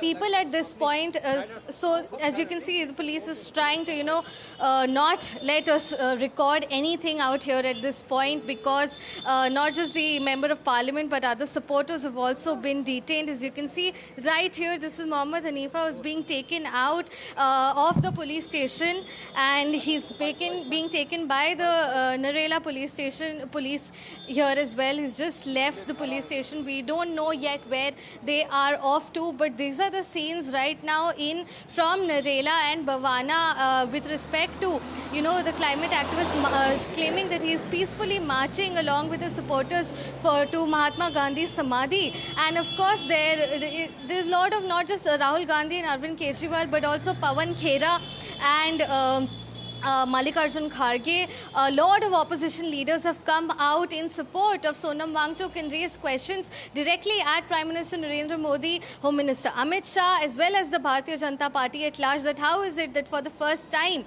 the national capital, a place known for protest and known for, causes and issues as well, people are not being allowed to enter in. These are environmental and constitutional issues that Sonam Wangchuk is raising with respect to statehood, the demand for statehood for Ladakh, and also for the 6th schedule amendment as well. So how is it that unarmed peaceful protesters are not being allowed to enter the national capital and raise their issues, their concerns? These are the questions that opposition leaders are raising at this point. Right, Tanushka, of course, Mr. Wangchuk heard saying that this is a mission to remind the government to fulfill the promises that were made 5 years ago. Thank you so much, Tanushka, for joining us. And breaking news coming in at the moment at the Chanakya Defence Dialogue. The Indian Army Chief General Upendra Dwivedi has gone on to say, as far as China is concerned, that China is a place that India and China will have to compete, cooperate, coexist, confront and contest. So in regard to the situation on the ground at the moment, he has gone on to say that it's stable, but it's not normal and it continues to remain sensitive. But, his wish is that he wants to bring the situation back to what it was pre-Galwan, before April of 2020. Let's listen in. As far as China is concerned, it has been intriguing our mind for quite some time. And I keep saying with China, you have to compete, you have to cooperate, you have to coexist, you have to confront and contest. So what's the situation today as we are looking at? The positive signaling is coming from the diplomatic side. But what we have to understand, the diplomatic side gives you the options and possibilities. But when it comes to the execution on ground, when it relates to the ground per se, it is dependent on the military commanders on both the sides to take those decisions. So what's the situation today? It's stable, but it's not normal and it's sensitive. So if that be the case, what are we wanting? We are wanting that the situation, what was there pre-April 2020, that should be restored back. Whether in terms of the ground occupation situation or the buffer zones which have been created or patrolling which have been kind of planned as of now. So till the time that situation is not restored, as far as we are concerned, situation will remain sensitive and we are fully operationally prepared to face any kind of a contingency which will come through. And in complete gamut, if we see, the trust has become the biggest casualty. So do you see progress? Because that is the word that is being, used a lot, that there is progress. Do you see a possible deal on, say, on Demchok or some other place? So what we're talking about from April 20, if we see that over a period of time, both sides have been sitting together, diplomatic parleys have been taking place.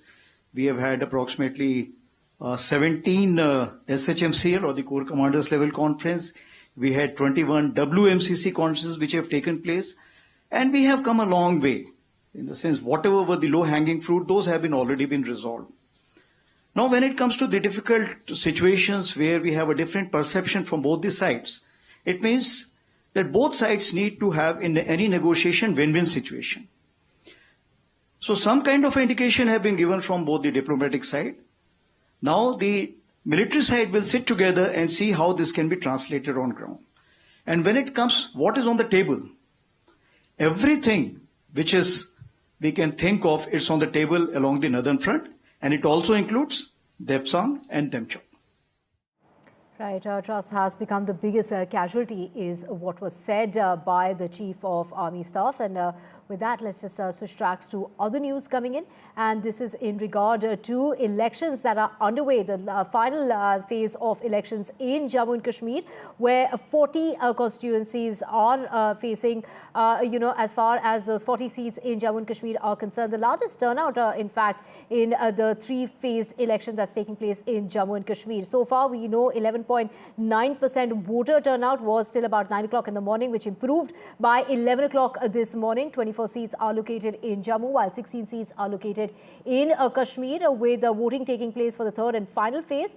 39.18 lakh voters will decide the political fate of 415 candidates in 40 constituencies spread from the plains of Jammu to the mountains of Kashmir. And we have Nazir joining us. And Nazir, take us through, what are the issues, the major issues that people are basing their votes on this morning? Well, since morning there has been brisk polling across 40 assembly constituencies in Jammu and Kashmir, which are across 7 districts, 4 districts in Jammu, 3 in North Kashmir. 24 seats are going to polls in the Jammu region and 16 seats in the North Kashmir. And it is a very, very crucial phase for the political parties, more so for the BJP in Jammu region, because this has been the core constituency of BJP. Will they be able to repeat their performance in the recent parliament elections or the 2014 assembly election when they had won 25 seats? But one of the important highlight of this today's polling is the right to vote for several people in Jammu, whether it is Valmiki communities or just 6,000 voters or refugees from West Pakistan. And I'm here in Arispora border, where people who had come from West Pakistan, they celebrated. There was a band and baja here. We'll show those pictures later. Visuals later. But these people were led by all these decades by Lobaram Gandhi, who was running this campaign for the right equal citizens. लबाराम जी, पहली बार आप vote डाल रहे हैं assembly election में? बिल्कुल, 75 सालों के बाद पहली मर्तबा हमें वोटिंग राइट्स मिला। इससे पहले हमारे पास सिर्फ एक ही वोट था, वो था पार्लियामेंट का। असेंबली में पहली बार? असेंबली में पहली बार। अभी इसके बाद पंच सरपंच की इलेक्शन आए भी, वो भी पहली बार मौका मिलेगा। जी जी जी जी। यानी कि डेमोक्रेसी का अगर सही मायना देखा जाए तो हमें आज़ादी जो है आज ही मिल रही है। अभी हमने देखा यहाँ बड़ा डोल बाज बैंड बाजा चल रहा था, तो आप भी नाच रहे थे, जो विजुअल्स हम दर्शकों को थोड़ी देर में दिखाएंगे। तो ये बताएं कि वोटिंग के बाद काउंटिंग पे दिन जो जीतता है जश्न होता है, लेकिन आपका जश्न वोटिंग ही है। बिल्कुल, हमें वोटिंग राइट ही अभी मिला है, पहली मर्तबा हम वोट डालने जा रहे हैं, तो इससे बड़ी खुशी हमारे लिए क्या होगी। हमारे जो नौजवान हैं जिन्होंने अभी लॉन्ग रन जहां जम्मू में रहना है, उनके लिए खुशी का और क्या ठिकाना हो सकता है। लेकिन एक दूसरी साइड जो है ये कहते हैं, ये मुखालफत कर रहे हैं धारा 370 के हटाने की, 35 के हटाने की। देखिए कहा कि 1-1.5 लाख लोगों का आपने ख्याल तो रखा, लेकिन पूरी पॉपुलेशन है तो बाहर से लोग आ जाएंगे। देखिए धारा 370 और 35 की अगर बात करें तो वो तो कॉन्स्टिट्यूशन में लिखा है, is the temporary provision. Okay, ठीक है। तो लेकिन उस टेम्परेरी प्रोविजन की वजह से जितने भी वेस्ट पाकिस्तानी रिफ्यूजी थे, हिंदू रिफ्यूजी थे जहाँ पे, उन सबको वो सज़ा भुगतनी पड़ी। तो अगर आज धारा 370 अगर ख़त्म हुई है तो मेरा कहने का यही मतलब है कि बहुत अच्छा हुआ है जम्मू कश्मीर के लिए। लेकिन जहाँ के कुछ लोगों को अगर प्रॉब्लम्स आ रही है, तो मैंने पहले भी टीवी में काफ़ी बार बोला कि जहाँ 371 जो है वो उसको लगा दो। हमारा पड़ोसी हमारी स्टेट है हिमाचल, वहाँ भी 371 लगी है, अरुणाचल में लगी है, बहुत सी स्टेटें ऐसी है जहाँ में धारा 371 जो है वो आज भी आइन पे है। तो अगर वो जम्मू कश्मीर में लग जाए तो हमें कोई एतराज़ नहीं, क्योंकि हम जम्मू कश्मीर के नागरिक बन चुके हैं, जम्मू के वोटर बन चुके हैं, और चंद दिनों के बाद हम मालिकाना राइट्स जो है ज़मीनों का वो भी हमें मिलेगा। लेकिन अब आप कहते हैं और कोई ना आ जाए और 371 हो। बिल्कुल, हम तो पिछले 75 सालों से जहाँ बैठे हैं, ड्यूरिंग जब हिंदुस्तान के 2 टुकड़े हुए, लेकिन जो आदमी कल आएगा तो वो यहाँ का मालिक कैसे बनेगा। आप भी 371 मांग रहे हैं? हाँ जी, हाँ जी। आप भी? What a interesting thing.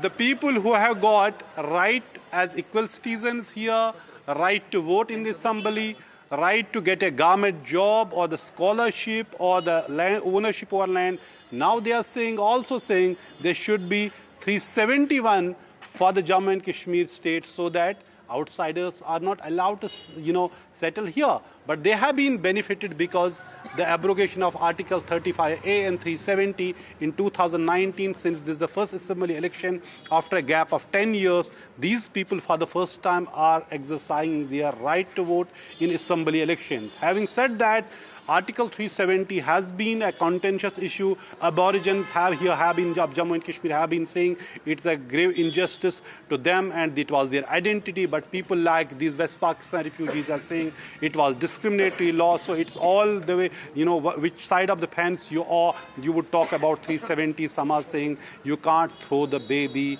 out with the bath water. So now talking about the elections, as I said, it is a brisk polling and it is going to decide the fate of 415 candidates in this phase. And there are some high-profile candidates like Sajjad Lone, who is contesting from 2 seats in Kupara, Nasir Aslamani, NC is provincial president. You have Tara Chand of the Congress, or the Davinder Singh Rana of BJP. Several people whose fate would be decided by the people in Jammu and Kashmir today.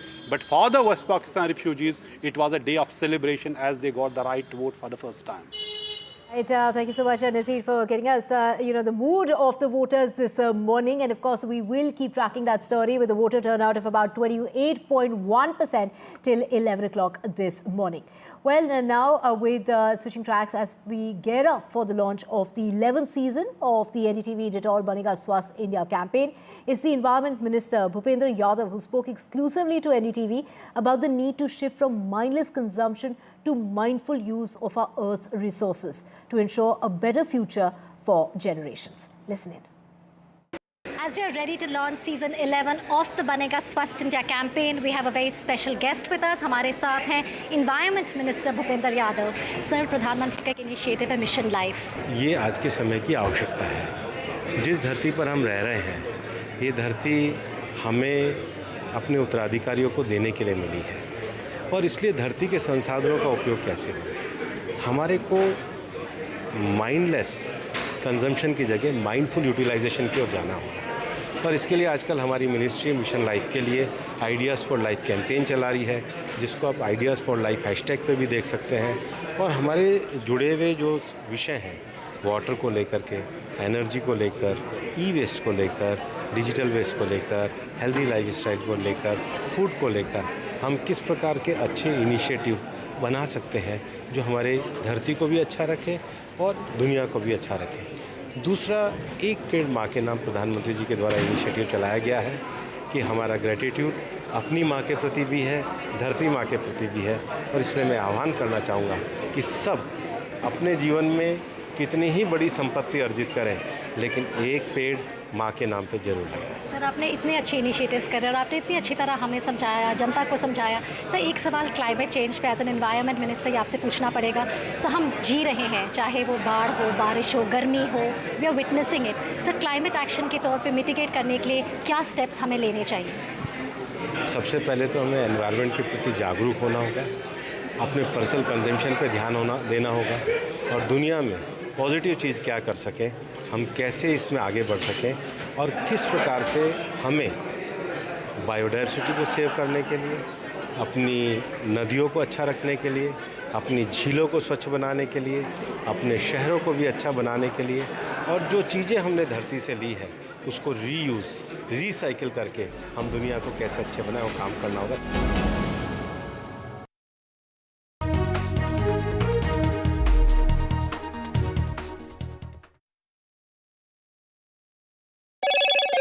Hello, Moto. Motorola Razr 50 Ultra comes with Google Gemini.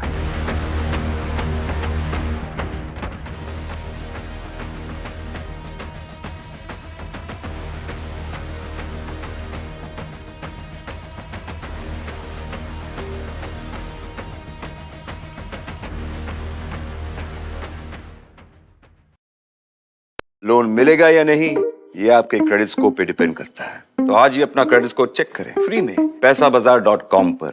Loan की जरूरत कभी भी किसी को भी पड़ सकती है। ठीक से एक्टिंग नहीं। पैसाबाजार.com। For every news from every part of the country, download कीजिए NDTV ऐप। सिर्फ एक ऐप जो आपको बताता है क्या हो रहा है in the world of business, politics, sports and entertainment. देखना ना भूले हमारी movie Yudhra in the theatre. Read all about Yudhra on the NDTV app. So download now. Loan मिलेगा या नहीं ये आपके क्रेडिट स्कोर पे डिपेंड करता है। तो आज ही पैसाबाजार.com पर जाइए और अपना क्रेडिट स्कोर चेक कीजिए फ्री में, क्योंकि लोन की जरूरत कभी भी किसी को भी पड़ सकती है। बस एक्टिंग करा लो इनसे। पैसाबाजार.com, क्रेडिट स्कोर चेक, आदत अच्छी है।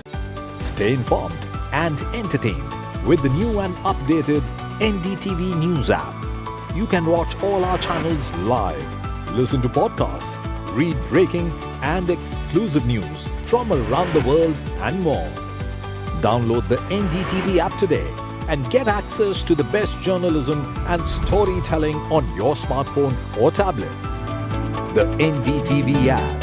News that matters to you. Loan मिलेगा या नहीं ये आपके क्रेडिट स्कोर पे डिपेंड करता है। आज ही जाइए पैसाबाजार.com पर और अपना क्रेडिट स्कोर चेक कीजिए फ्री में, क्योंकि लोन की जरूरत किसी को भी कभी भी पड़ सकती है। चल एक्टिंग थोड़ा भेल बनो। पैसाबाजार.com। I've been reporting on all issues, big and small, from Andhra Pradesh, Telangana, rest of South India, bringing you all the action, all that you need to know, all that you want to know. The energy of Maximum City is infectious. I bring in that energy in our news coverage from financial capital Mumbai. India's IT capital is always buzz. It's literally a city that never sleeps. And I keep you ahead on all the Bengaluru buzz. Covering from the southernmost part of India over the last 23 years, I bring in-depth and 360-degree coverage from the Dravidian heartland. The land of Mishti is also known for its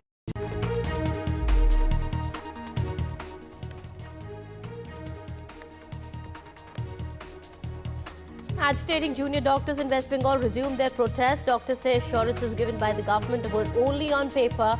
Bengal Chief Secretary has informed that it's work in progress.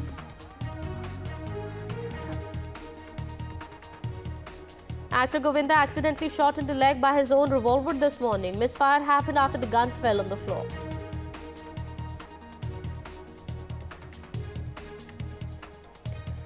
Army chief calls ties with China sensitive.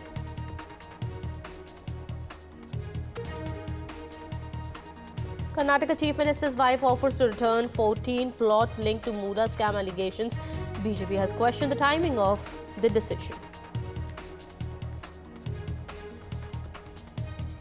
Voting underway in Jammu Kashmir for third and last phase of assembly elections to pick representatives for 40 seats, 24 in Jammu division and rest in Kashmir. Focus is on North Kashmir. And climate activist Sonam Wangchuk detained by Delhi police. Opposition leaders Rahul Gandhi, Mallikarjun Kharge and Arvind Kejriwal have slammed the central government.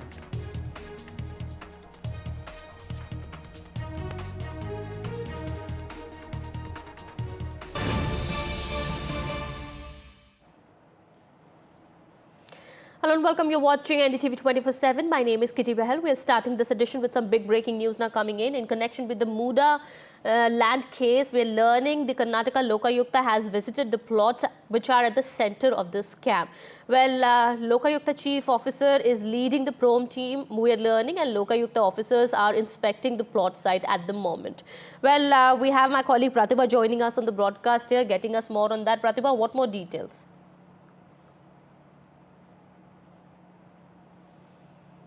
All right, Pratibha will be joining us in just a bit. We'll try and get more details into this.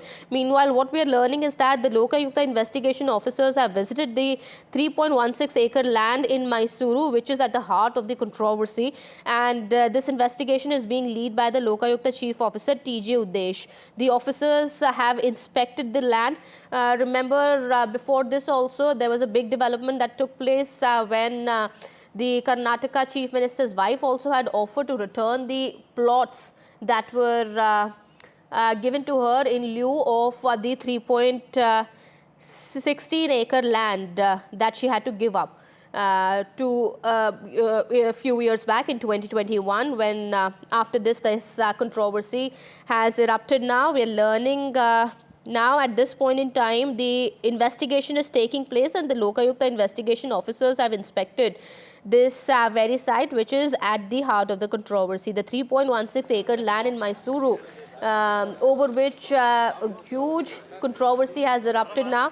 This was visited by the Lokayukta officers. However, we'll try and get more details as to what progress has taken place in terms of the investigation that is happening in connection with the MUDA land case. Well, there is a lot of pressure, of course, that's mounting on Karnataka Chief Minister Siddaramaiah. The BJP is asking for his resignation. However, the Karnataka Congress has clearly said that the Chief Minister is not going to resign and he is going to fight back. Meanwhile, the investigation has already started and the Lokayukta investigation officers had visited the land site today. These are latest visuals that have come in at this point in time. All right, my colleague Pratibha is joining us on the broadcast. Pratibha, what more details do we have?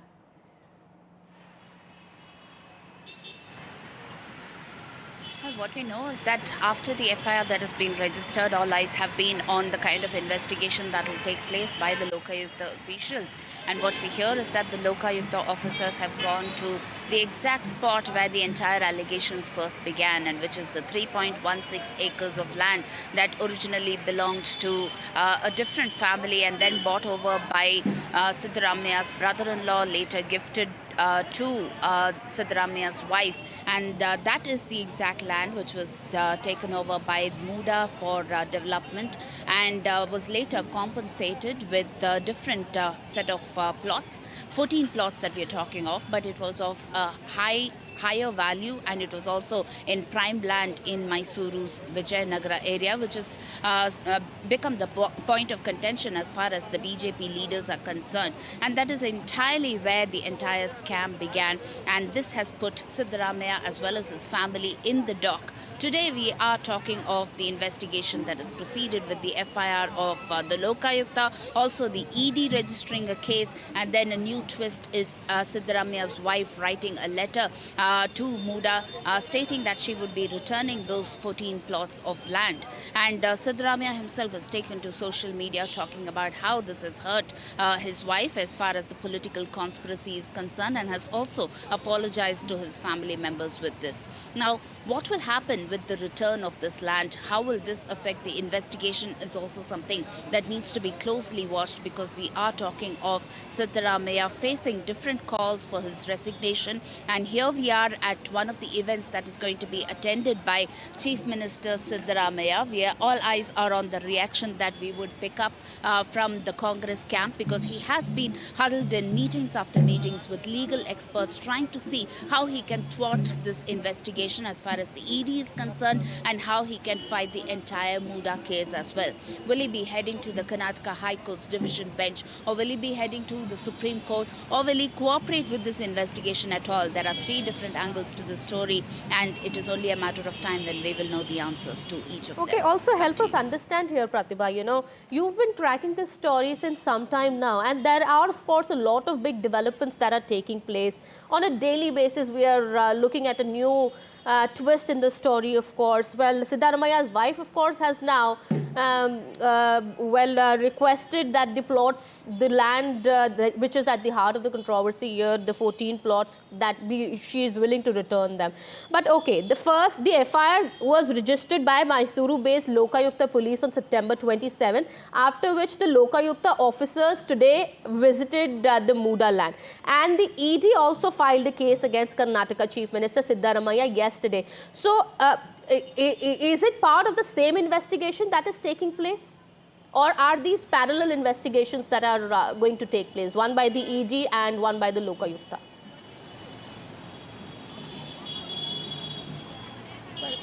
As far as the two investigations go, one is dealing with the MUDA scam entirely, and that is the FIR registered at the Lokayukta.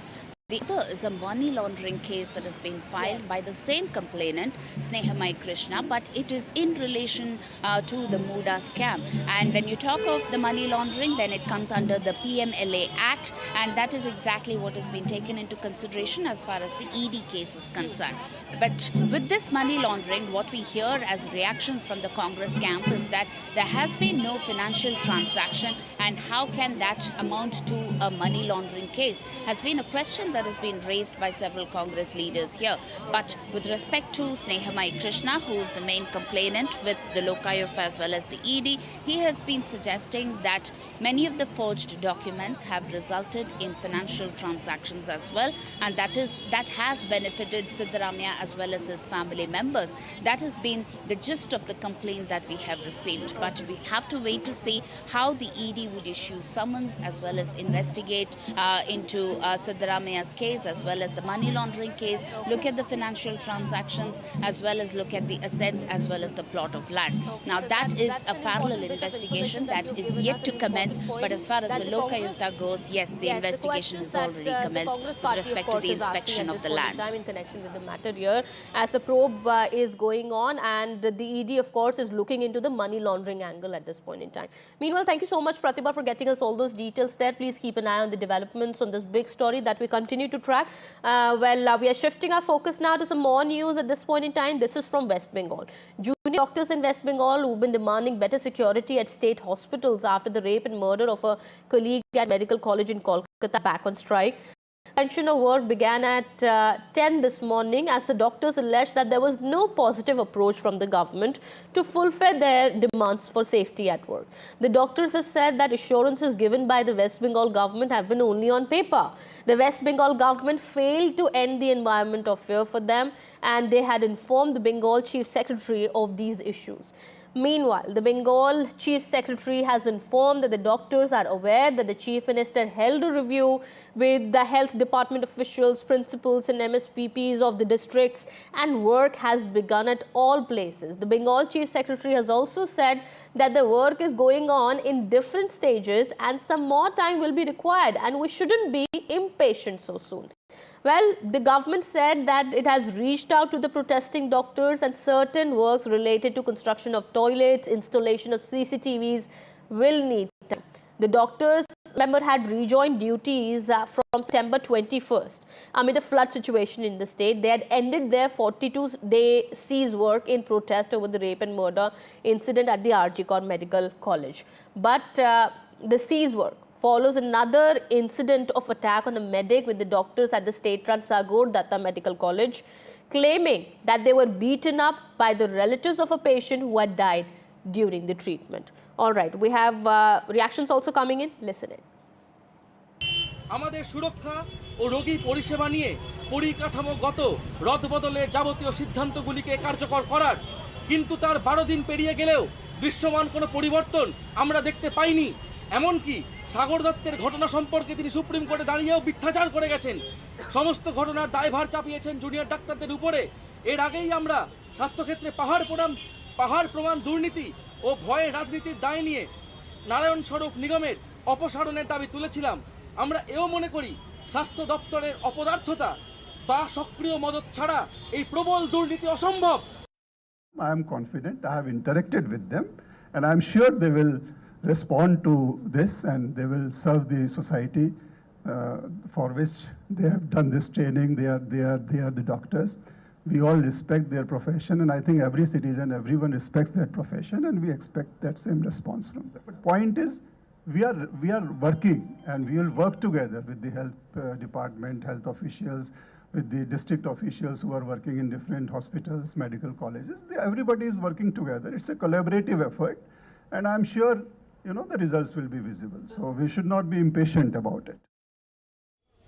Junior doctors at RG Medical College and Hospital have once again resumed their cease work protest. This comes after the Supreme Court hearing yesterday, and the junior doctors say that their demands for security measures have not been put in place completely. This is, of course, the RG Medical College and Hospital where that horrific incident on the 9th of August led to junior doctors going on strike, not just here in Bengal but also in several places across the country. The doctors have returned to strike, and in Bengal the strike lasted for much longer, but they returned to work after the flood situation worsened in the state. But now they've resumed their protest, cease work protest, saying that the security measures that were promised have not yet been put in place. Now the state government has already informed the Supreme Court that these measures are a work in progress. They are, of course, putting together deploying of more security personnel, CCTV cameras, and also building new washrooms, restrooms. Now, the state government's reply that all this work will be completed by the 15th of October came in response to a question from the Chief Justice of India, where he asked the state government why the work was so tardy. And in that response, the state government said that, it's taking time because there's a flood situation across the state as well. And the state administration is grappling with that, providing flood relief and managing the flood situation. And in the meantime, the doctors also say that their demands have not been made. They've made some fresh demands like a referral system, a bed management system, etc. They also want elections to be held in several bodies that look after welfare of those involved in the healthcare system. So obviously these are things that are fresh demands that have come forth now, and some of the demands are old demands, but the doctors have resumed their cease work protest at the RG Medical College and Hospital, and this of course comes in the backdrop of the incident at the Sagar Datta Medical College and Hospital where junior doctors were once again abused and manhandled. The allegation was that there of course what had happened was that a patient had died allegedly due to a delay in treatment, and that is of course something that the junior doctors say that their security is still in question, and therefore they are continuing their cease work protest, and they've gone on that cease work protest once again here at RG Medical College and Hospital. They've announced that decision. With camera person Aniruddha Tripathi at the RG Medical College and Hospital in Kolkata, Saurabh Gupta, NDTV. All right, big development has taken place. Now the doctors have gone back on strike, saying that empty and hollow promises were made by the West Bengal government, and the assurances that were given to them were only on paper. Ms. Shatarupa, spokesperson of the BJP, is joining us on the broadcast. TMC spokesperson Dr. Kaushik Biswas also joins us. Dr. Biswas, how would you respond to the charge and the claim by the doctors who've now gone back to the strike, saying that the West Bengal government made empty promises to them? First of all, I would like to say that the 10-point charter of demands that the junior doctors have put in, the point number 1, that is speedy justice for the Avaya, is the same for everyone on the earth. Number 2, our state government has done many things as rectifying measures in last 1.5 months, like allocating 100 crores of funds, and the detailing that how much has been done where has been put forward to Honorable Supreme Court yesterday.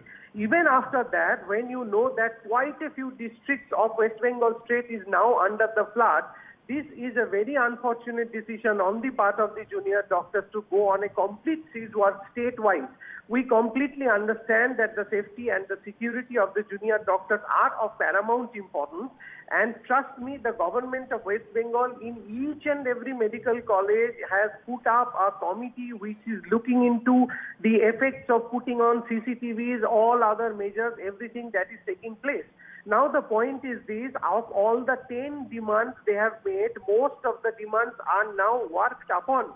In this situation, we think and we urge to the junior doctors to get back to work as early as possible, thinking about the crores and crores of poor and the middle class people of West Bengal who look upon them for our service in the medical colleges.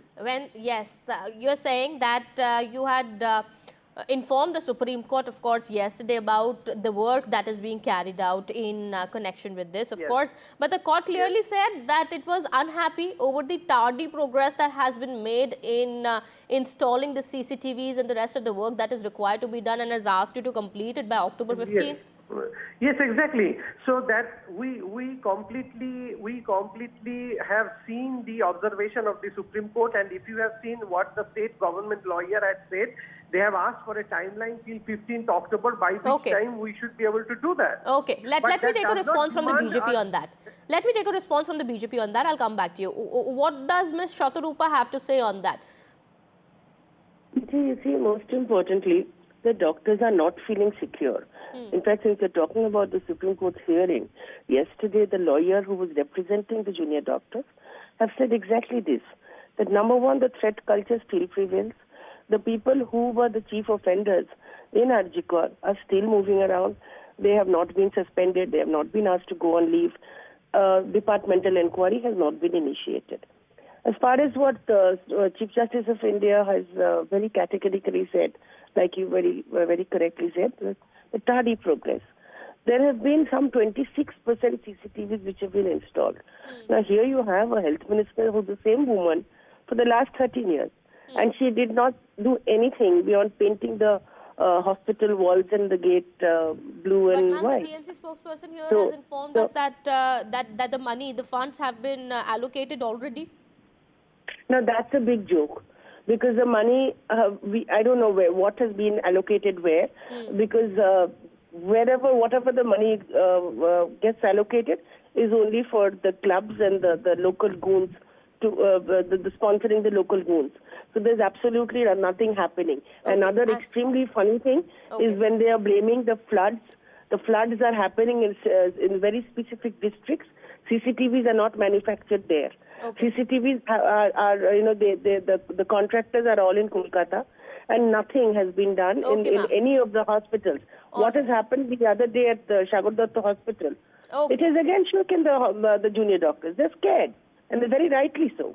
Okay, ma'am. I won't have much time. Meanwhile, thank you so much, Ms. Shatarupa and Dr. Kaushik Biswas, for putting forth your views and the information that we have at this point in time, that the doctors have gone back to their strike and are in no mood to relent at this point in time. Well, we'll keep an eye on the developments here. Meanwhile, some breaking news now coming in. At this point in time, we are learning in connection with the Bulldozer action case in the Supreme Court. The top court has said that there will be no protection for encroachers, but they can't see women, elderly and children on road. Well, the Supreme Court has made some important observations also, saying that the law should not depend on a religion. We are a secular country. Well, my colleague Sunil Prabhu is now joining us on the broadcast here. Well, Sunil, important observations, strong observations being made by the court today. That's right. As we speak, the arguments continue. The Supreme Court seems more or less inclined towards having a judicial oversight over demolition for certain cases. and Justice Vishwanath has made it clear that both women and children cannot be on the streets when their houses are demolished. They must be given time. So it's in this backdrop that the arguments continue in the Supreme Court. They're trying to hear all sides on this very important aspect, and it's in that context that the Supreme Court, the Solicitor General was not taking an adversarial view on behalf of the government, but giving certain suggestions, certain points, and the Supreme Court bench seems happy with the fact that even they would like some kind of judicial oversight over this bulldozer judgment, as you know, the advocate, senior advocate, Mr. Hegde, just now pointed out that when in Jangapuri there was this bulldozer justice after the tensions that had taken place, it was announced that there would be reprisal demolitions, and then the media rose on those bulldozers to cover it. And in fact, this was more for political gains. This was not so much for doing demolition for unauthorized construction, but more for political gain and media and TRP. Okay. All right. Some more information that's coming out of the court at this point in time. We're learning the court has also said that somebody being an accused or convict has no ground to demolish his home. All right. The hearing is taking place in the court here. We'll be getting more on that. Meanwhile, thank you so much, Sunil, for getting us all those details there. Please keep an eye on the developments. Some more news that we're tracking now. Bollywood actor Govinda was hospitalized this morning after he suffered a bullet injury on his leg. As per the Mumbai police, the actor is now out of danger and his manager has informed that he's doing fine. The injury was caused at the actor's Juhu home at around 4:45 a.m. today due to a misfire from his own licensed revolver. Well, the 60-year-old actor was alone at home at the time of the incident. Govinda was keeping the revolver in a cupboard, we're learning, when it fell to the floor and went off. Well, the bullet hit him below his knee. Govinda was also getting ready to leave for Kolkata when the incident had occurred. As per Govinda's wife, Sunita Ahuja, who was in Kolkata at the time and now has left for Mumbai. The bullet now has been removed and Govinda is out of danger now.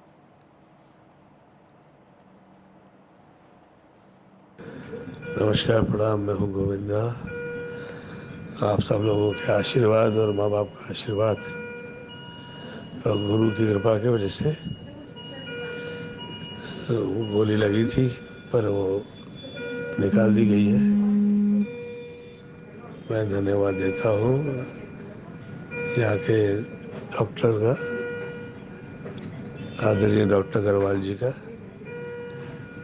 और आप सब लोगों की प्रार्थनाएं जो है, आप लोग का धन्यवाद। प्रणाम।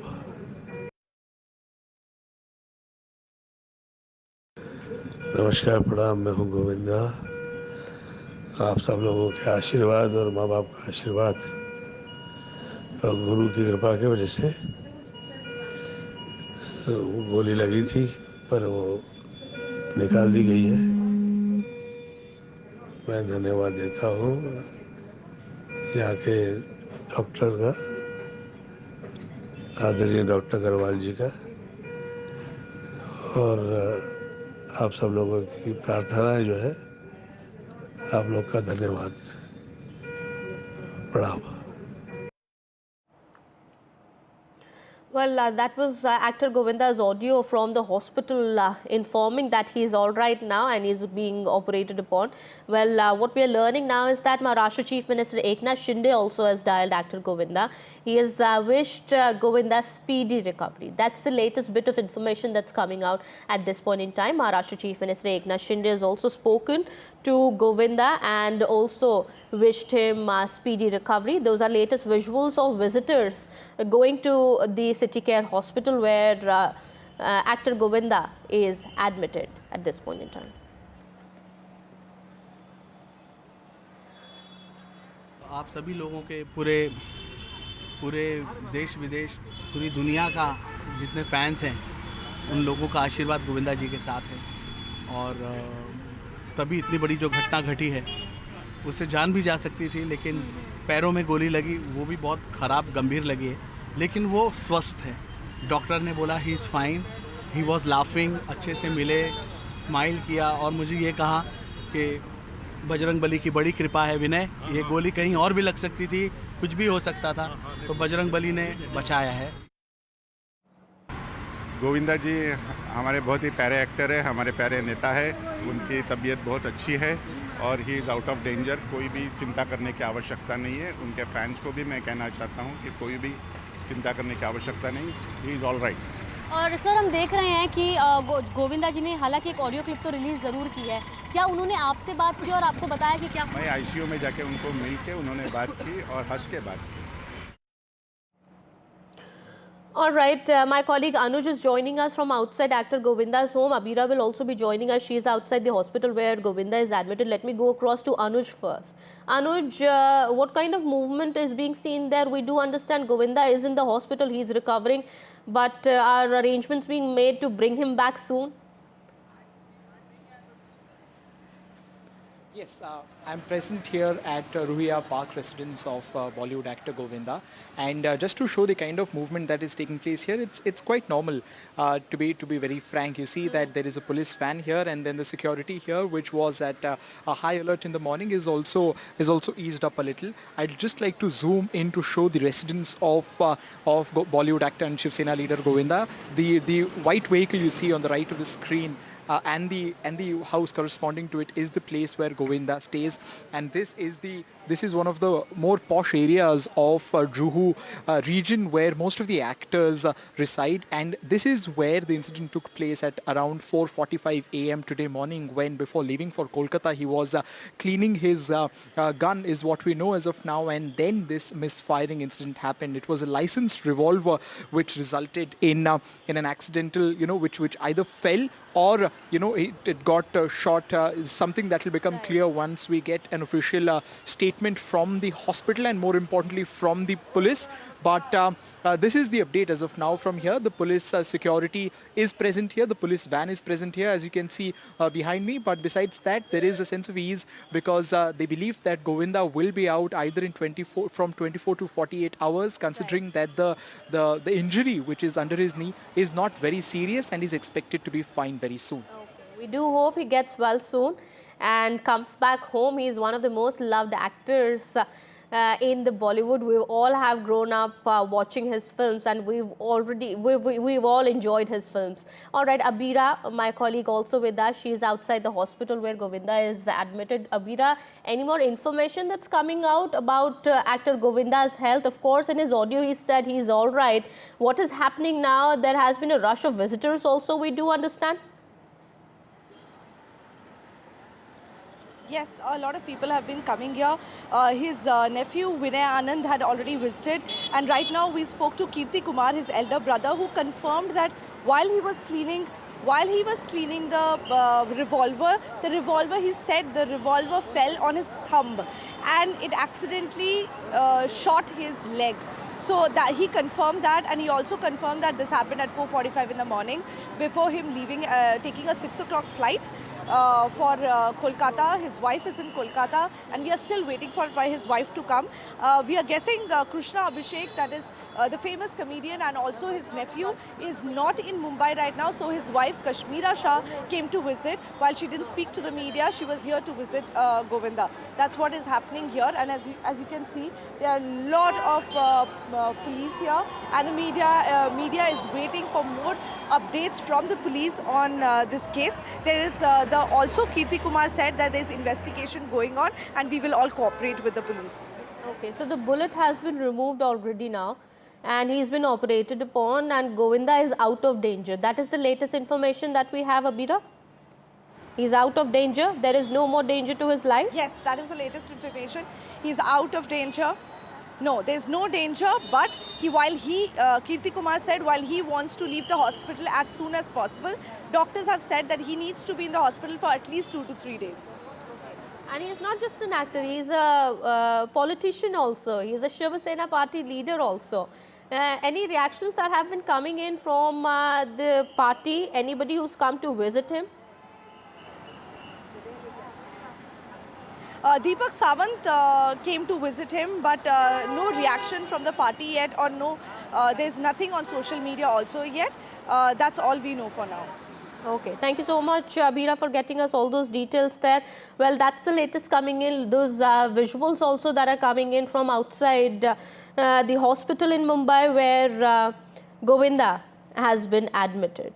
Well, all right. Well, Shiva Sena leader Deepak Sawant also had met Govinda just a while back, and he informed that Govinda is doing fine, he is out of danger, and he had met him in the ICU and he was smiling all along. That is what the Shiva Sena leader had said. Govinda's nephew also had spoken to the media just a while back, and Kashmira Shah was seen visiting Govinda.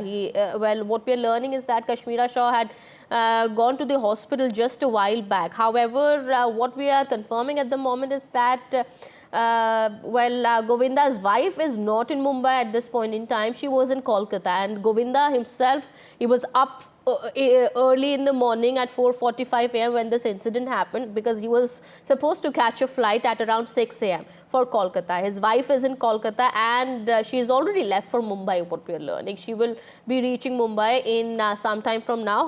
However, as per the information that's been coming in, it's confirmed that the operation, the surgery has already happened. The bullet has been removed from Govinda's leg, and he is out of danger now. Well, those are some of the visuals that we have of Govinda seen with Eknath Shinde some time back when he had joined the party, and Maharashtra Chief Minister also has spoken to Govinda while he continues to be in the hospital, and has also wished him speedy recovery. Well, important information now coming in at this point in time with regard to the health update about Govinda. What we are learning is that Govinda is out of danger. There is no danger to his life, and the bullet has been taken out from his leg, and this incident, as we know, had happened at around approximately 4:45 a.m. while he was trying to check the weapon before heading out. He was supposed to take a flight for Kolkata at around 6 a.m. But before that, this accident happened. Initial reports suggested that the bullet struck his knee, and immediate medical attention had to be given to the actor at the Criticare Hospital in Mumbai. As of now, what we are learning is that the statement that has come in, Govinda himself has released this audio that we played out just a while back. As per that, he said that he is out of danger, and he is doing well. My colleague Radhika is also now joining us on the broadcast here. Radhika, we do understand that Shiva Sena leader Deepak Sawant also had spoken to the media a while back, and he had also visited actor Govinda. What is happening now? Well, we've spoken to Abira also. She's right outside the hospital. Govinda, of course, is out of danger. But not just an actor, he is also a Shiva Sena leader. Maharashtra Chief Minister also, we do understand, has spoken to him. That's right. Maharashtra Chief Minister has also spoken to actor Govinda. In fact, several within Shiv Sena have been wishing speedy recovery for the actor, and of course they've given out statements and media bites as well. As far as his condition is concerned, we know for a fact that he is out of danger. I'm at the Juhu police station, which is investigating the circumstances leading to this incident. I did speak to a couple of police officials. They say that they're trying to understand what exactly led to the accident, whether there is any apparent defects when it comes to this particular gun is concerned, is something that the police officials are looking into. Looks like there is some sort of defect or malfunction as far as this gun is concerned, because remember the incident happened early this morning. Govinda was to leave for airports to go to Kolkata. He was in his residence. He was rummaging through his cupboard when the gun, the revolver fell off, and then this misfire happening. So there is a possibility that the gun may have been defective. It was not locked properly, something that the police officials are telling us. So yes, a statement of Govinda will be taken. And apart from that, the gun has also been seized, confiscated, in order to understand what kind of defect it had. But it is a licensed gun, is something that the officials have told us. But fortunately, though, it hit his knee, under his knee, and the bullet has been removed, so he's out of danger. But certainly a very, very unfortunate incident happening, especially when Govinda was alone in his residence. He did not have anybody at the time, but because it hit his leg, he was in a position to communicate about this incident to somebody within the family. He spoke to his wife, who was in Kolkata. She's on her way here, and also managed to speak to his manager as well. And then he was rushed to the hospital where the concerned procedure happened, and currently is out of danger. A lot of visits happening. Govinda himself giving out a statement saying that he is doing well.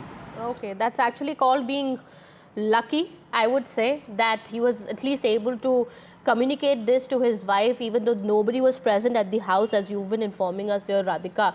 And well, thankfully the actor is out of danger now, and we'll be getting more on the updates that will be coming in about his health in just a bit. Abira is also tracking the developments on the ground there. Thank you so much, Abira and Radhika, for getting us all those details there. At this point in time, we'll keep an eye on the story. Some more news now. Voting is taking place in the third and final phase of the Jammu Kashmir Assembly elections. 39.18 lakh voters will decide the political fate of 415 candidates in 40 constituencies in Jammu Kashmir. Out of the 40 constituencies, 24 fall under the Jammu division and the remaining in Kashmir. Well, the security detail across all poll-bound assembly seats remains tight, with the CRPF and quick response teams deployed in Udhampur, Baramulla, Kathua and Kupwara. Well, the most prominent candidates in the fray for phase 3 are People's Conference Chairman, former Minister Sajjad Lone, National Panthers Party India President Dev Singh. Also, what we are learning at this point in time is that the voter percentage is at 28.1% till 11 a.m. We'll be waiting for more voting percentage numbers to come out. That will be out at around 1 p.m. we believe. But before that, what we are learning is that till 11 a.m. 28.1% voting has been recorded so far. ये उत्सवमय वातावरण, ये लोकतंत्र का उत्सव, ये जमहूरियत का जश्न, ये ना केवल जम्मू में बल्कि सारे के सारे जम्मू कश्मीर में कई वर्षों के बाद पहली बार देखने को मिल रहा। मैं तो ये कहूँगा कि this is the true main streaming of democracy in Jammu and Kashmir. All right, my colleague Nazir is also now joining us live on the broadcast. He is outside a polling booth in Jammu there. Are there still long queues that you can see there, Nazir? Well, number one, I am at Suchitgarh, which is the last polling station at the international border. On the other side is Sialkot in Pakistan. And because of the peace on the borders, you can see all these people have come and voted. So democracy prevails on everything. All these people, women, you can see long queues of women. And then here are men. They're waiting for their turn to cast their vote.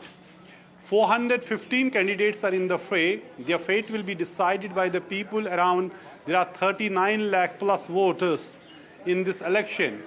And there are so many young voters also, because this is the first election, assembly election, after a gap of 10 years.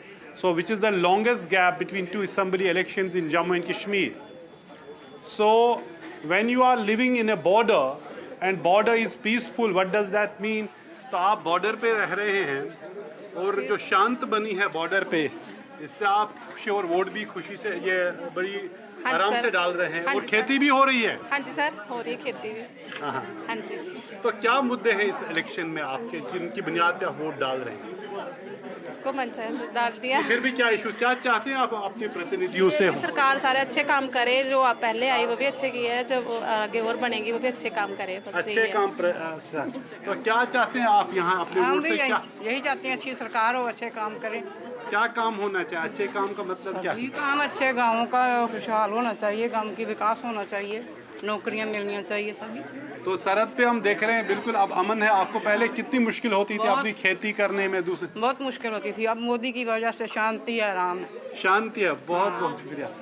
तो all these women so they do. तो let me talk to men now, let me talk to the men now. They are waiting patiently. साहब बताएं क्या issues हैं? हाँ जी, क्या किस बुनियादों पे क्या क्या मुद्दे हैं जिसकी वजह से आप वोट डाल रहे हैं? क्या चाहते हैं आप अपने सरकार से क्यों नहीं? वोट तो डालना ही पड़ेगा, वोट तो डालना ही होता है। वोट तो है, लोकतंत्र में हक दिया है वोट का, तो क्या चाहते हैं आप इससे तब्दीली आ जाए? आही पढ़े लिखे नहीं गलबात सानू नहीं आती है, अही आडे पढ़े लिखे नहीं सानू गलबात नहीं। अच्छा, मालूम नहीं। और लोगों से बात करते हैं यहाँ। लेट मी टॉक टू, आप शायद यंग वोटर है यहाँ? जी सर। तो असेंबली इलेक्शन में कभी इससे पहले वोट डाला है? ऑफ कोर्स डाला है। हाँ? डाला। क्या है आपकी उम्र? मेरी उम्र 29। तो 2014 में आपने वोट डाला होगा जी। तो आज इस 10 साल बाद इलेक्शन हो रहा है, तो क्या मुद्दे हैं युवा में? अभी तो फिलहाल तो कोई नहीं है। कोई मुद्दा नहीं? फिलहाल इसको बंद करिए, मैं फिर बात करूँगा। अच्छा, कैमरा बंद करें उसके बाद बात करें। अच्छा अच्छा, सरकारी एम्प्लॉय है, अच्छी बात है। तो भाई साहब, क्या मुद्दे हैं इस इलेक्शन के? आप बताएं। हाँ जी, क्या किन बुनियादों पे आप वोट डालना चाहते हैं? मुद्दे तो सर बहुत हैं। जो बॉर्डर एरिया है ना, बॉर्डर एरिया के बहुत मसले हैं। जैसे कि ना तो इधर नहर का पानी पहुंचता है, ना किसी ने कोई ट्यूबवेल लगाया है, और ना ही हमको लाइट मिलती है। जी। कम से कम भी इधर 70, 80 हज़ार के बिल भेजे हुए हैं सरकार ने। कहाँ से बिजली के बिल भेजे हुए हैं। और बॉर्डर इतना सेंसिटिव रहा है, आपको पता है कितना डिस्टर्ब रहा है। ठीक है। और 20-25 साल के बिल अभी भेज रहे हैं, कहाँ से देंगे ये लोग? बहुत मुश्किल है लोगों के लिए, बॉर्डर के लोगों के लिए। इन्होंने अपने मैनिफेस्टो में किसी भी पार्टी ने कुछ नहीं रखा। किसी पार्टी ने